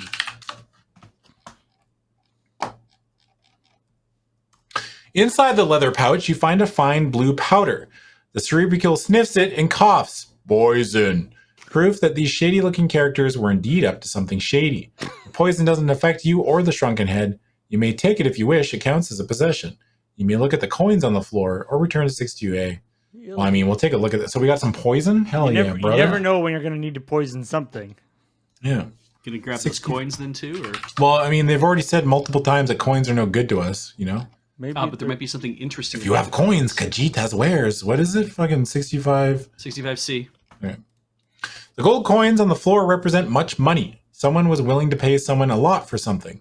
To fill in the blanks, you hold out the cerebricule. Blood money, it says instantly. Fat merchant paying for stuff to have his wife killed. Holy Jesus. Assassination, a reminder that many stories were playing themselves out before the effluvium disrupted them. You can't very well kill the assassin on the spot before the crime is committed and without a trial. As a stopgap, you gather up the money and throw it on a distant table. When and if everyone wakes up, the assassin won't kill anyone without his feet. Great. Pouch, a murder weapon. Go to 119E to look at it. Return to 62A to keep looking. We already stole it. Yeah. Or, so this was, the fat merchant was paying for stuff to have his wife killed. Is it because he wanted his wife killed, or is it because he wanted to run away with the assassin after he wanted his wife out of the way so that they could continue their relationship in peace? I like this. Yeah. I can see it.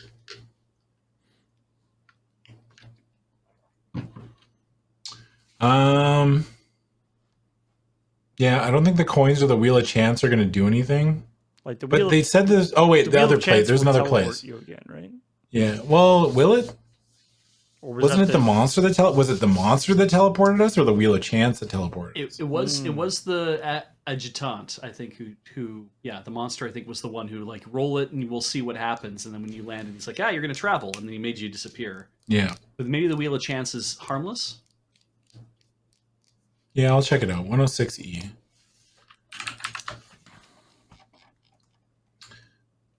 Wheel of Chance is a gaudy apparatus. The sums numbered around its edge sparkle like alluring will-o'-the-wisps. You were sure you never bet on one of these in life, but you also seem to recall that this gave the poorest odds in the house. How could you know that? Perhaps your companions were less rigorous in their morality. All right, fuck. This is like, I never gambled. I'm sure of it. Yeah, it's like, you fucking gambled, all right? Examining the table, you find a suspicious bulge in the carpet beneath the croupier's foot. Pulling it back, you discover a hidden treadle. Treadle? Treadle. It's obvious that the game was fixed. No kidding. Before you know it, you have angrily drawn your blade and smashed the treadle. Now, what prompted that burst of temper, the weasel asks. But the question is rhetorical, for it continues. Something to do with a brother at the temple, perhaps? Indeed, you have a vagrant memory of your temple officials angry over a subordinate's loss. He only wanted to earn more for the cause, he said. You cannot remember whether you took his side, but you know you were not pleased. Okay. We're going to leave. 108G. You're like, I don't know about this gambling thing. This is a whole world that I don't know. And then you're just like, come on, baby needs a pair of shoes. Come on, stick out. Yeah. You're like, I don't know anything about gambling. And you're like, wait a second, that's a treadle. It's like fucking only a gambler would know what a treadle is because I don't know what it is. You know what I mean? Like, I have no fucking clue. It's like, nice pedal? You know? It's a treadle. Treadle. Whatever. Yeah. Like you tread as you walk. Yeah. Okay. Yeah. Treadle. The trouble with treadles. Am I right, Star Trek fans? Good joke, Adam. Fuck. The only other location in the North Ward that has the... Oh, okay. Here we go. Yeah. 108G. So we go to... Where are we going? 108G. It's... to 58A. Yeah. 58A. That's what it is. So there is... So there must be... If the thing wasn't there, it's got to be at this house, I guess. I mean, you'd think so, unless I missed something, but I don't think I missed the lumberjack skeletons. Oh, yeah. Oh my god. They're like, I'm telling you, we're going to get some sweet pears. It's gonna be great. Were they here earlier? Like, do they work for this guy? Like, the one that's like leaning back. He's like, "Why am I doing all the work? My arms hurt. Fuck, I can't help it." We're gonna steal this tree. Just shut up. Stop asking questions and start chopping. But why are we stealing this? can we just reach up and grab the pears? And then just like, because the necromancer sent out all his guys to like, or the lich sent out all his guys to, catch, get the pieces of the staffs. Yeah. These two skeletons just like come back with the whole tree. Like, we got the staff. We got the staff. It's like, I hate my minions. Didn't take any branches off or anything. It's just a whole ass tree. And just get like caught in the doorway. It's just one thing after another, drones the weasel, its monologue and incessant accompaniment up the high road. Get dug up, meet the lich, find the staff of Waterdeep. Okay, sounds fair. Off we go. The land rises as you head north. The streets widen and the homes stretch higher and wider. More of them take up entire blocks. This is the North Ward, home of the wealthy. Haul the sword and the good old shrunken head around the city of the dead, says the weasel. Is the staff there? Not that I've heard. And out into Waterdeep, only 10,000 different places to look. As the staff decided to confine itself to one small neighborhood, it is to laugh. The Cerebricule has guided your you. internal monologue going on. Yeah.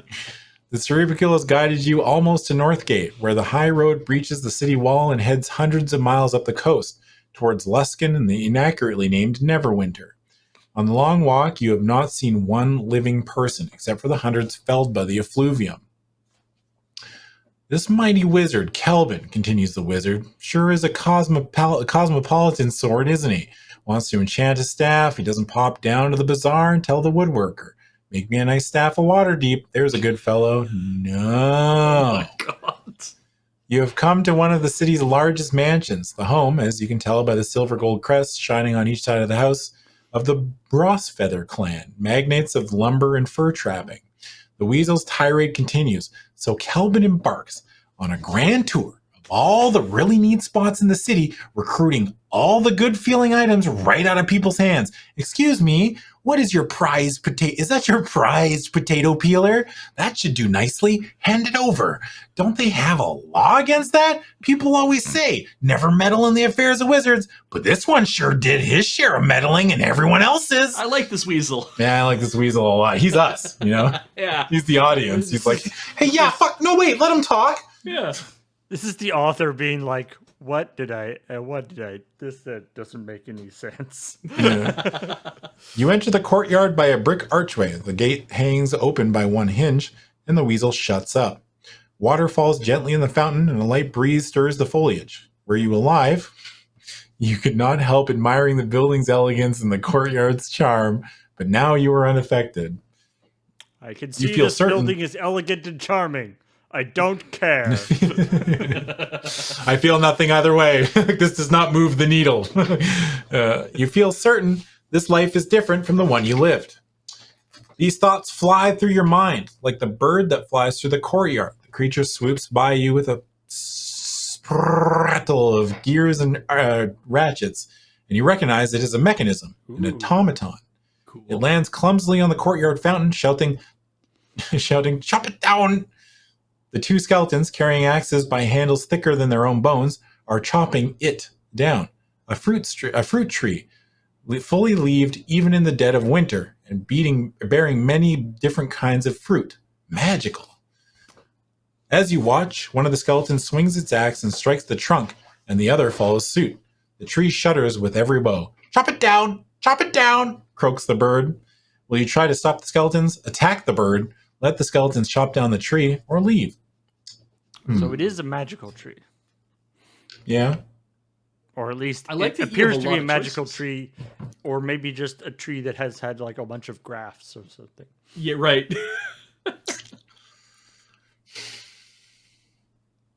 So many choices this time. Yeah. So mean- if the bird is telling them to do stuff, is that the assumption? Or Yeah. is the bird just like doing like a parrot thing? Very convenient that today Day is Labor Day. And these skeletons are doing labor. So who am I to stop them from enjoying this holiday? Right? That's true. But fuck this bird. 97F. I'm pretty sure Yeah. Labor Day is not supposed to be like the day where you do a bunch of work. No. This is the point where it's like we're gonna take on the foreman. Manager. Yeah. We're in charge now, motherfuckers. Attack the bird. You stride up to the annoying plaything and swing your sword. The delicate mechanical bird flies to pieces. Chop it! The metal clinks and clatters and scatters everywhere, spring sprung. The skeletons pay no attention and keep chopping at the tree. Bright move, comments the weasel. Now we can stop the skeletons by throwing that bird's innards. You shake your head ruefully. You cannot examine the bird now. Fuck, we just like chop it down, chop it, whack! Shut up! Shut up! All right. Well, oops. Well, what if we just missed out on something? What if that was true. a piece of the staff of Waterdeep? Do you want to roll it back? No. Gotta have some consequences, right? Fair enough. Yeah. All right. So we go back and try to stop the skeletons, I guess so. 58A. and then 112E. 12E. On the bright side, this game hasn't just fucking auto-killed us for random reasons. That's true. How can you stop these wretches from destroying this rare tree? You may attack them or try commanding them to stop. Otherwise, they chop it down. I mean, now that the bird isn't saying chop it down, maybe that's a thing.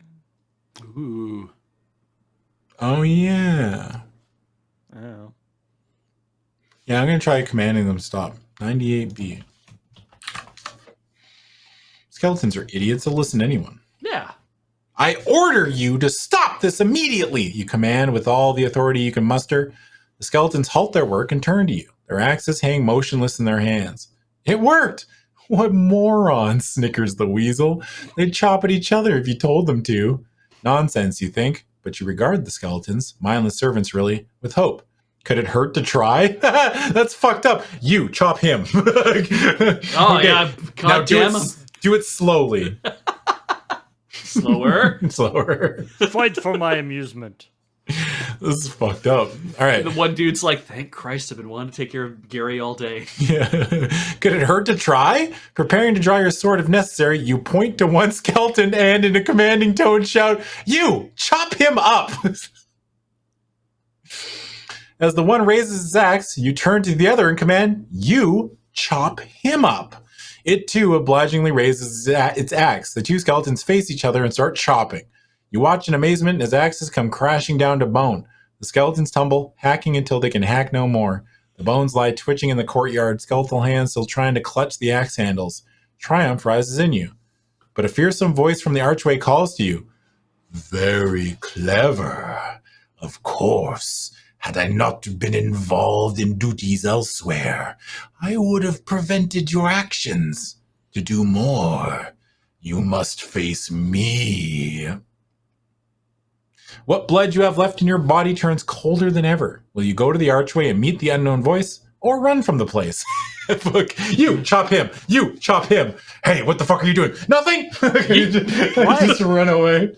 Yeah, I feel like usually you don't want to make skeletons that just literally obey the last. Like, so presumably they were chopping the tree because the bird said chop the tree. Yeah. And so, yeah, like if your skeleton, if your army only follows the last order they were given by anyone. Yeah. Yeah. It's like your army is just like, dun, dun, dun, dun, dun, and somebody just like runs out in front. Don't attack us. The skeletons all be like, okay. All right. They just sit down. I think I'm gonna go check. Well, I mean, I'm not turning around. 54E. I was gonna say, I mean, this would be literally being a coward. Check the time on your bookmark. If it's between 6 and 7, go to 82D. If it's between 6 a.m. and 7 p.m., go to 64D. Well, I guess we're not really keeping track of time, so I guess we can do whatever we want. Are these like business hours? It's the demon or whatever. It's like, is it daytime or nighttime? Is basically what this is, right? yeah. Ah. Is it I'm gonna before say, I mean, 6 it's a.m.? nighttime right now in IRL, so I'm gonna say it's nighttime. 64D. 64D. Don't kill me, don't kill me, don't kill me, don't kill me. Don't kill me, don't kill me, don't kill me, don't kill me. As you approach the archway, a tall, slender form steps out of the shadows. With your night vision, you can see it is nearly human, but its slow smile reveals wicked fangs. And you know it for a vampire. Instinctively, you avert your eyes from its gaze, and it strikes. The vampire commander's statistics are in the combat table on 160. If you reduce it to 7 unlife points or less, go to 142E. If you want to escape, go to 148F. If you lose, your adventure is over. I mean, fighting a vampire Anybody during remember- the day would be a lot easier. Does anybody remember how many hit points we had, or do we still have 2,984? I mean, if you were actually keeping track, I believe we had something around, depending on how many points we lost on the stupid. Yeah. The rerolls. Yeah, 2,984 sounds right. Yeah. I think I'm we were with at it. something like 28, but I mean, Okay. I'm not even gonna fucking roll combat. Look, I've moved past all pretenses. Okay. Fucking look. I'm kind The of combat. curious. I mean, if we have 3,000 hit points, combat is inconsequential. It doesn't matter. I just am hoping. I was just hoping it's like, is it during the day or is it at night? And it's like it's nighttime. It's like, oh, the vampire attacks you. No, or maybe it was during the day. The vampire turns into a pile of dust. Yeah. It's like the vampire miscalculated what time of day it was. Jumped out Right. at you. And It's turned like into dust. rah! It's like, oh no, fuck. It's daytime. Fuck my face. Whatever. We're just gonna move on to the win. I think. All right. 42E. It's interesting that like I don't think yeah. you've actually like killed anybody. They always just run away when their life gets low. Yeah, they always just kind of peace out. But as you bring your blade down for another blow, the vampire swiftly dissolves into foul mist. It draws away as if on a breeze. The voice still sounds like the elusive mist. Strix will hear of this. If the skeletons are still intact, they flee when their commander does. Huh, okay. Return to 58A to look around. There must be a piece here if there's a vampire here, right? I mean, yeah. Gotta Maybe pick up that maybe axe he just and, wanted the cool tree. That axe. Oh, that could be. Yeah. Maybe he's just like, but I could have so much fruit. Yeah, the Vampires. vampire jumps out of the coffin to confront you. Who dare? Ah, fuck! The sun's just... Who reset my stupid daylight savings? Ah! Stupid daylight savings. Yeah. All right. So there's a tree. There's a fountain. Mechanical bird's fucking dead. There's a tile around fountain. There's axes in the archway. Well, I'm gonna check out the tree. 112B. All right.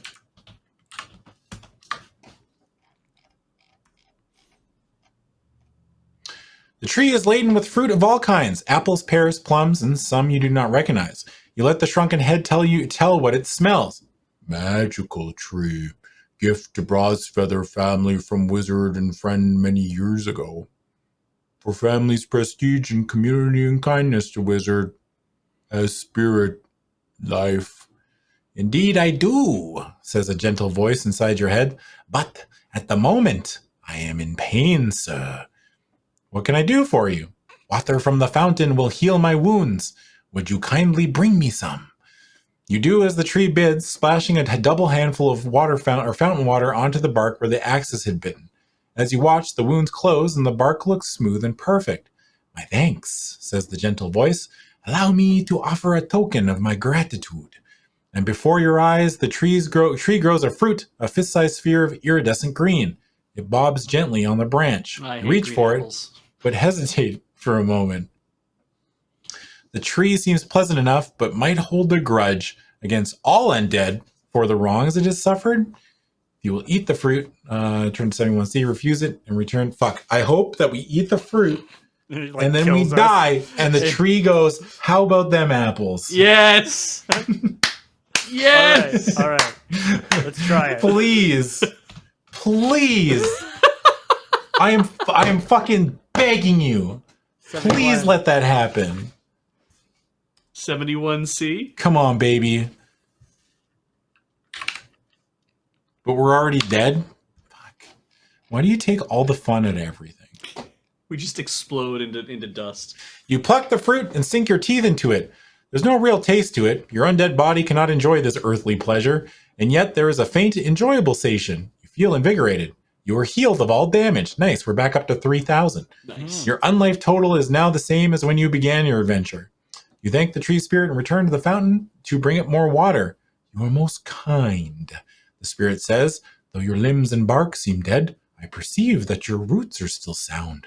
I only wish I could do more to help you in this blight. Thanks.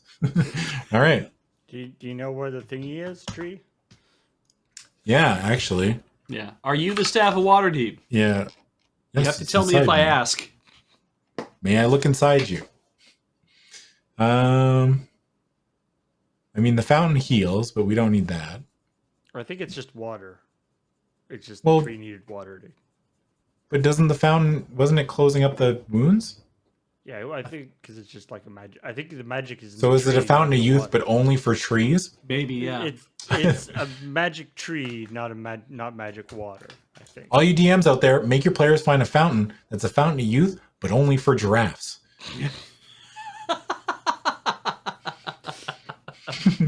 You're welcome. So when they drink it, do they turn into a young giraffe? Is that No, what- absolutely damn. not. Okay. No, a giraffe comes out of them. Oh, that's good too. Yeah. They're just like fucking Especially giraffe head.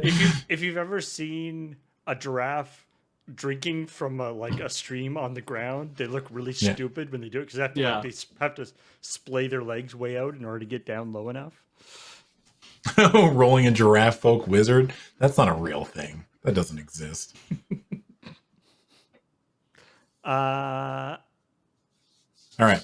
let's. So- So yeah, there's the fountain and there's the tiles. Do we want to run? Do we need to run more ads? I think we might. Oh, Yeah. okay. We have to Let's run do more that, ads, and then we'll. we'll come back and see what the heck's going on with this fountain. Yeah. All right.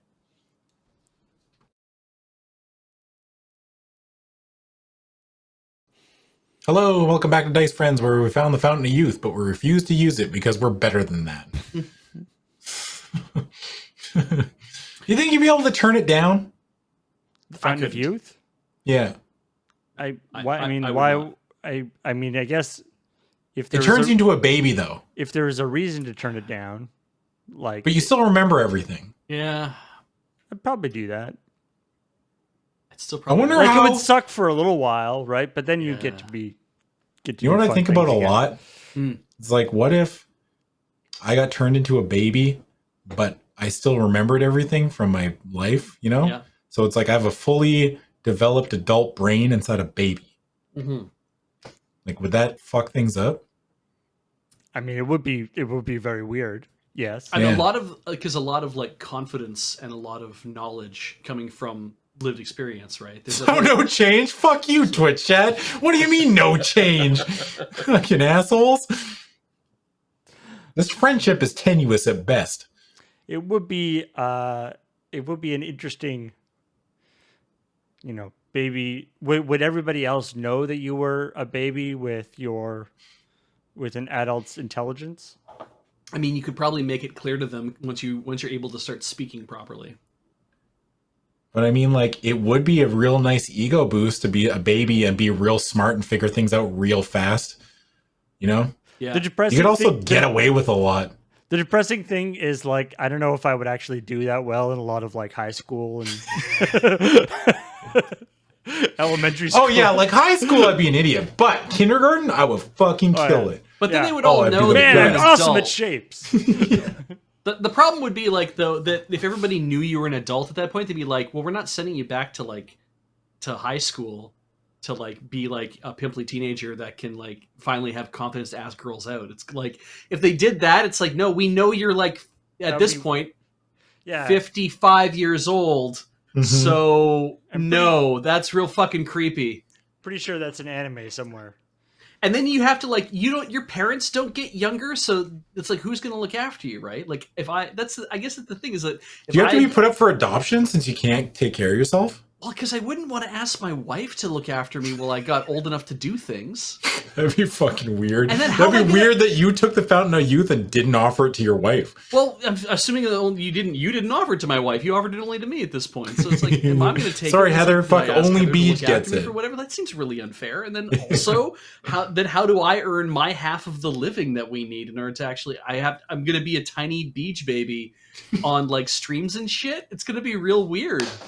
I mean, you doing Let's Know, just a toddler Lost fucking Adam. sitting there with Ben like, this is bullshit. a baby that like, speaks as an adult. You could do the talk show circuit, like no problem. Yeah. Anyway. Also, the sentence "I'm a tiny beach baby" is very good. All right, well, that was a good segue, Adam. Thanks. Yeah. Death. All right, so we checked out the fountain, we checked out the tree. The bird is dead. Tile around fountain. That's oddly specific. Yeah.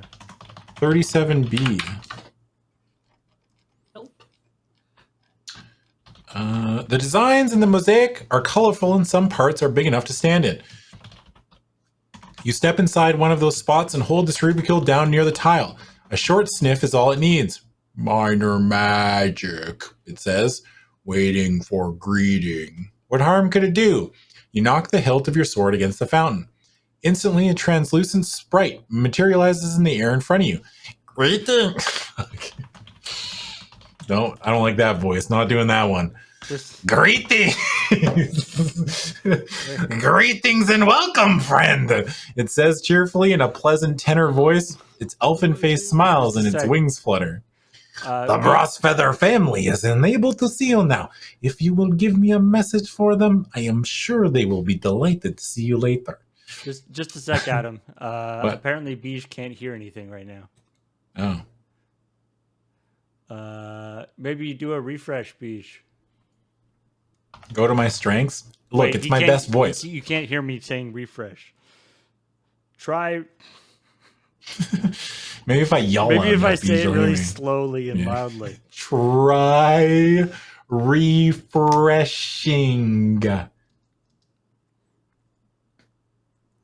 I can't tell what, but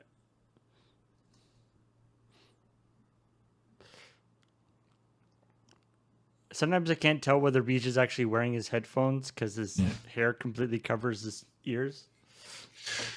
Like, let's be honest with ourselves, Twitch chat. There's a couple things that I do good, right? Especially when I'm doing this show.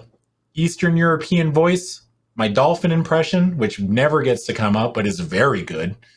There are dolphins in there are dolphins in this thing. I've seen pictures of dolphins in this book. I've been waiting, but I just can't find these stupid dolphins. Oh, my Dr. Claw voice, very good. Did you hear about Adam's Dr. Claw voice, Beej? You hear us, Beej? I'm guessing that's a no. You can hear him typing. Yeah, we can hear you. Beej?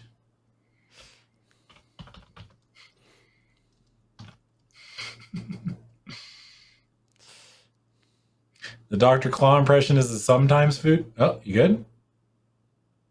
Can you hear us? I can't hear you. I'm going to keep trying things. Okay. Are you? Well, Beej, we can hear Beej. Do you hear? All right, I'm going to keep going. Things coming from your board. Show us the dolphin, please. You can't just ask somebody to show them your dolphin. Okay? It's fucking weird. Don't be a weirdo. Oh yeah, my Duke Nukem impression's pretty good too. Look, I'm not gonna lie to you. Oh, well, we can. I mean, I can hear you. Snap. All right, never say "whip the dolphin out" ever again. All right, don't make me get the hose, Twitch chat. Maybe we should go quickly back onto commercial break while we get this worked out. So this isn't Sure, just yeah, let's get it sorted. dumb for the replay. We'll be right back. Back 1 sec.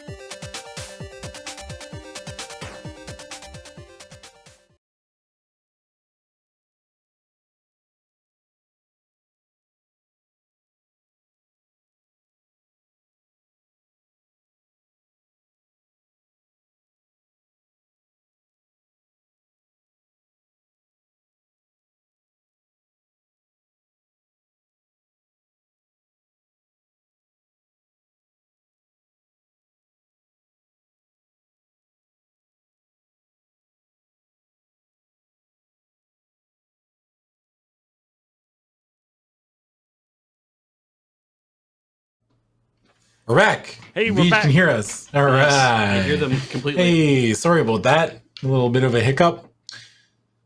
Blame All right. Windows, possibly. So we're taking a look around a fountain. The designs in the mosaic are colorful and some parts are big enough to stand in. You step inside one of the spots and hold the cerebral... Oh yeah, magic, waiting for greeting. Right, the sprite shows up. And then... The Brassfeather family is unable to see you now. If you will give me a message for them, I am sure they will be delighted to see you later. The fairy does not focus on you since it isn't really there. The apparition is meant only to record the messages of visitors and nothing more. You step out of the pattern and the sprite vanishes. Okay, will you look further or leave? Answering machine? Yeah, Great. it's an answering machine. Let's check out the axes. 24B. 24B. Axes. Appropriate, you decide, because you recall that this noble family, the Brassfeathers, made its wealth in lumber. The axes are ordinary. They remind you of a time when you were a boy and helped your father to fell part of a woodland. With the shock, you realize you can picture your father clearly. His kind smile, bright eyes, weathered face. He sent you on a path to your God. He taught you the basic values of life, as well as many useful skills. How you valued goodness and honor. How you admired him, though he was a humble man in many ways. As you struggle to remember more, the image in your mind's eye fades, and you're left with only a vague idea of who and what he was. But like birds fluttering about a forest cottage, the memories hover on the fringes of your consciousness, and you remember another phase of your life. Read the next section of the memory trace.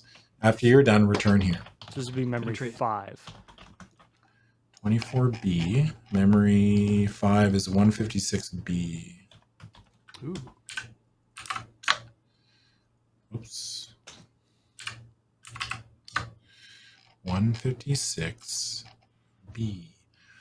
The ring glowed like a cat's eye in the darkness. Your prized ring of far travel, you remember now. A stout and stuttering mayor of a nearby village called you to an urgent mission of healing. A boy had fallen off an ox cart and gotten hurt. He was a ghastly sight. You cleared your mind and thought, Torm, can you allow this unjust misery to continue? Again, as always, you felt fear that you would not prove worthy in Torm's eyes, and thus innocence would suffer for your failure. When you touched the wounds, they closed like torn fabric under the seamstress's needle. No scars. The good townsfolk rewarded you with the ring, though you protested. Use it with care, for it carries only 3 traveling spells. They cautioned. You cannot remember whether those proved to be enough. Wow. You'd be like, In a world... I will heal you. Oh, nope. Torm says no. Sorry. You must not have been a good kid. Yeah. You know, the skin heals up, but the bone is still broken. It's like, that's a little effed up, Torm. I mean... I don't know. I find it weird that the village had a ring of far travel just hanging around, right? Like that they wouldn't sell for fucking maybe like equipment. Use it to go get a... Again, maybe they healer? used it to go get this guy. I don't know. Yeah. But I kind of like the idea of like, you came all this way and they're like, okay, cool. So here's your train ticket to get home. Yeah, if we give you this ring, will you go away? Yeah. And also, I know that there's a reason, like not everyone has ready access to healing, right? Mm-hmm. But I just think that everyone in these worlds is like, there's a fucking healer, and there should be one in every village, right? Cure is like a level 1 spell. Like it's a super easy spell. But is it easy though? Like, can any Joe Schmo just learn how to cure? I don't know. I mean, You can wake up every day and prepare your ingredients for this spell. Yeah. A very low level priest can. So like, and like a an acolyte or whatever in the priesthood should be able to. I don't know. It just seems weird to me that they would like reward, because like I'm assuming, okay, like not to go too deep on this, but I'm going to go too deep on this. Yeah. So, in a world where magic is rampant, right? Don't you think that they wouldn't pay shit for fucking any healing done? They'd just be like, wow, thanks. You did a thing that a lot of people can do, right? Like, they're just like... I mean, it still is like, you still have to heal stuff. Like, it's still a job, like, it's still something that people have to learn how to do and things. Yeah. But it is a lot easier than it is in the real world. And it's also, the biggest part of it is you don't have to know what is wrong for it to work. Like, diagnosis isn't a thing, right? So you can just be like, you're sick, now you're not sick. Oh, do they have, like, if you use a Cure Light Wounds, do you have to know what's wrong with them? No. Does Cure Light Wounds cure, like, the flu? There's cure disease is different than cure light wounds. But that's not a disease. You're just, like, you got a fucking virus. Like, cure disease... I think it falls under the same thing. Poison... Like, there are things that are like cure spells. I'm getting deep into the weeds here. Cure spells don't stop like ongoing things, right? So like a cure spell will make you feel better, but you'll still have the disease. So like, if you use Cure Light Wounds, you just cure something. You could cure something that they didn't even know they had. You know? Well, I mean, because you can only cure it up to a point, though, too. Obviously, because it's like they're light wounds. So it's like, this guy's pancreas isn't working too well. We don't even know what a pancreas is. But now, he doesn't have diabetes anymore. Does it cure arthritis? Does it cure color blindness, right? I think maybe if it's like a natural thing, maybe not. I don't know. Wounds and fatigue. Oh. But it's really, it is strange the way, I mean, the world of the magic in the world of D&D has some serious implications for how the world works. Yeah. All right. I can't remember what page we're on. 98A is the master page. 24B was where we got to the Memtrace. 98A. Yeah, 98A I think is what gets us back to the, or is it 58A? 58A. Sorry. Yeah. Yeah. 58. I was like 98A takes us back to the countryside. So it's the tile. So that was the axes. We've got the archway is the only. Yeah. Archway. 54E. You see a dead vampire. Check the time on your bookmark. This isn't the vampire gone already? Yeah, this would have been the vampire thing. Yeah. This is the same. This is the same as when the vampire. I guess it's daytime now. I'll go to 82D. All right. Just see what happens. Yeah. 82D. As you step toward the archway, a foul stench makes you pause, but you press on. There in the shadows is a monstrous creature you recognize as a ghast. Much like a ghoul, the undead flesh eater, but incomparably more intelligent and vicious. It grins nastily at you, and with a growl and a curse, it leaps. Wow, you get attacked no matter what? So wait, do they just take shifts? Like the ghast gets it during the day, and then they punch out? They're like, good night, fucking Rob. Good night, Tom. Fucking, Yeah. you know. I am Ralph. aghast. Good night, Sam. You're telling me I'm aghast too. This is terrible. Just to look at you, Jesus Christ. You thought about moisturizer? I like how the gas. I am a gas. Yeah. Fuck, so am I. Shit. I am sick of that joke. I kill everyone who makes that joke.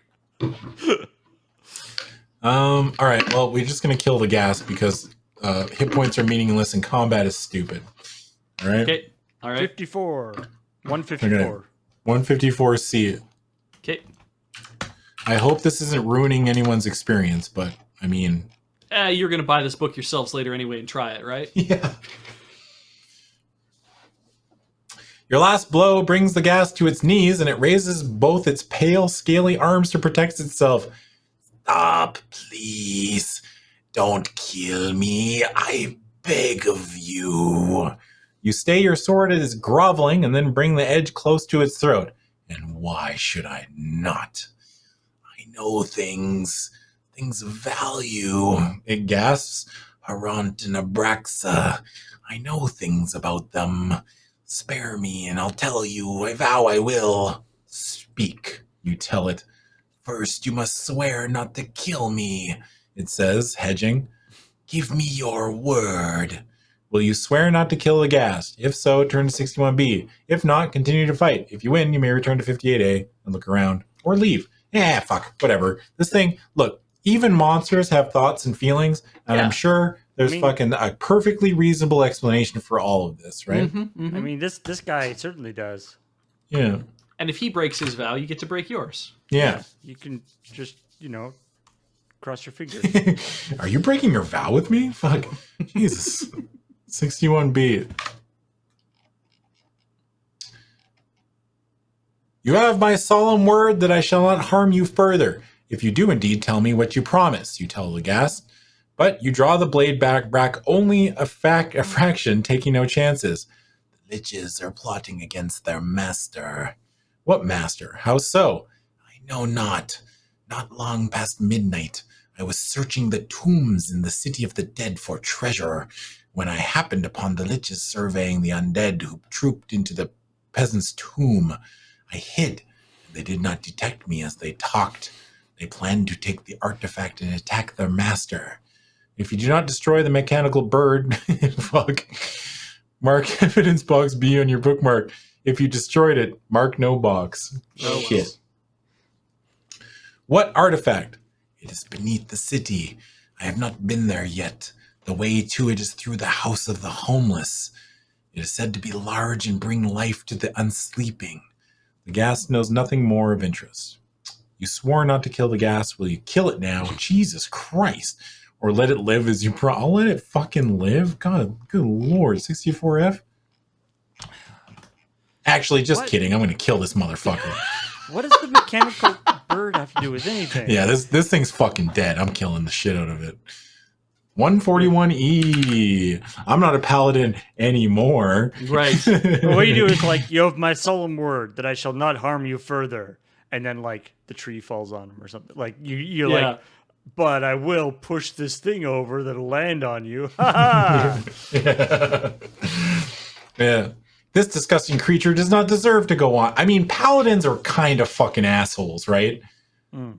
A real paladin would never let an evil creature live, right? True. Yeah. I'm just role-playing. Mm-hmm. It's only lying if it's not for the benefit of my fucking god or whatever other made-up thing that I follow. The disgusting creature does not deserve to go on mocking life with its very existence. You plunge your blade into its throat. Its eyes bulge and it collapses on the ground at your feet. Mark evidence box D. Yeah! All right! I wonder what that means. Can you lie to something without a soul? Good point. You can't. That's weird that you would get evidence for that. I don't quite understand what evidence means in this context. Yeah, it's like you were needing to gather it for whatever reason to convince somebody, and I have a feeling that it's probably we get to the end and the master we'll have to convince the master he's being fucking betrayed. Yeah. Yeah. Yeah. Adam's doing a bit. I'll let you Or- fucking know. This is not a bit. This is 100% Adam Savadan that you're getting right now. Or Right? maybe the evidence things are just like are a mechanical thing in the game for just like this happened. Oh, I could see that. And then Wait, therefore, Torm, we already have evidence box D? yeah. Torm checked for right, no. When we were in this is interesting.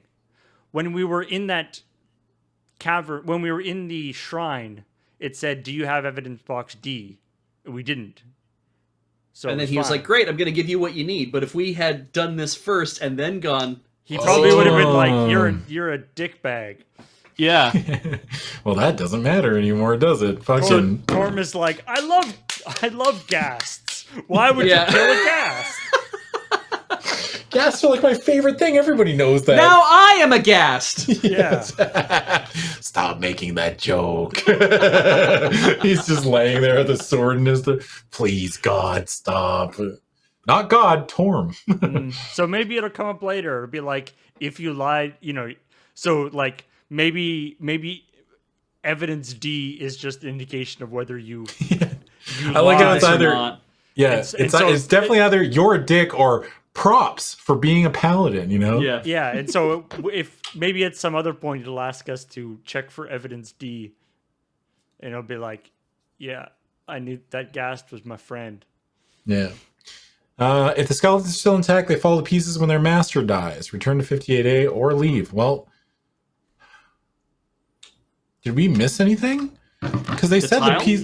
We didn't actually go to the fountain. There's also the tile around the fountain. Did you do that? We Yeah. did the tile around Oh. the fountain. Okay, sorry. The tile Well, I around guess we're going to the fountain. and the tile around the fountain started up the memory.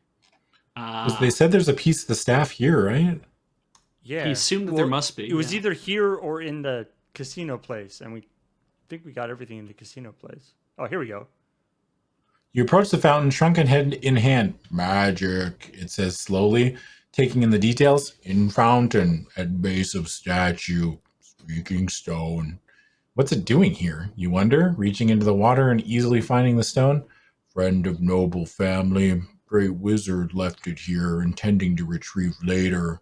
Wizard paranoid, afraid someone was trying to steal his speaking stone. What happened to him? Killed by people trying to steal his... Killed by people trying to steal his speaking stone.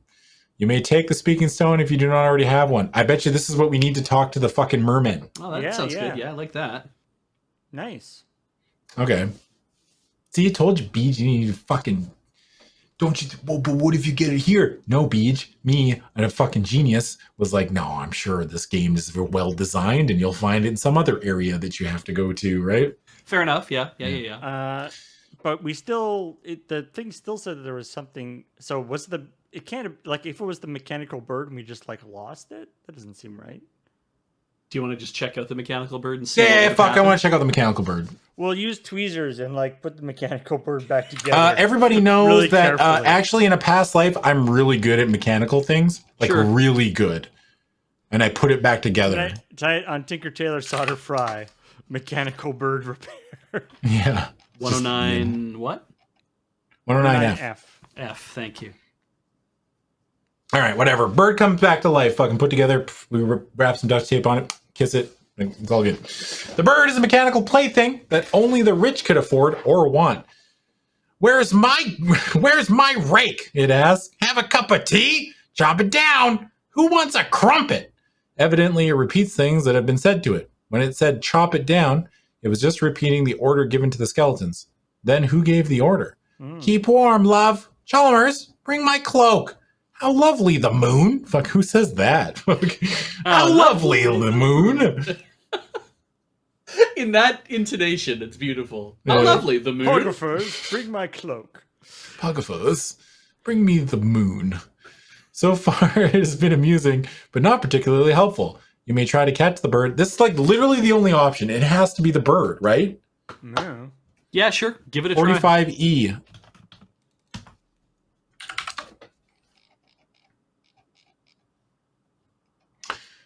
You edge closer to the bird, stepping carefully, then lunge. The bird sidesteps you, and as you gather yourself to pounce again, it flies through the archway. Drop it down, it cries. Or bull, get your hands off. 20,000 and not an ounce more. Who's seen my jerkin? You may follow the bird, 54E, ignore it and keep ignore it and keep looking around, or leave. Well, I mean, 54E takes you back to the what time is it thing. Yeah, and like, so that whole thing is the you get evidence if the bird is still alive at that point. You get evidence C or evidence B or whatever. That's it, hey. So where? I guess we just don't find this piece of the staff because we've checked everything. Yeah, I don't get where the piece, unless there's something we missed in the. I'm gonna go to 64D real quick just because we have to make a choice. Yep. And then I guess we get attacked by the vampire again. 54D. Was 64D. 64D. Yeah. Sorry, yeah, it would be the vampire again, but. I'm just gonna leave 148F, I guess, and then.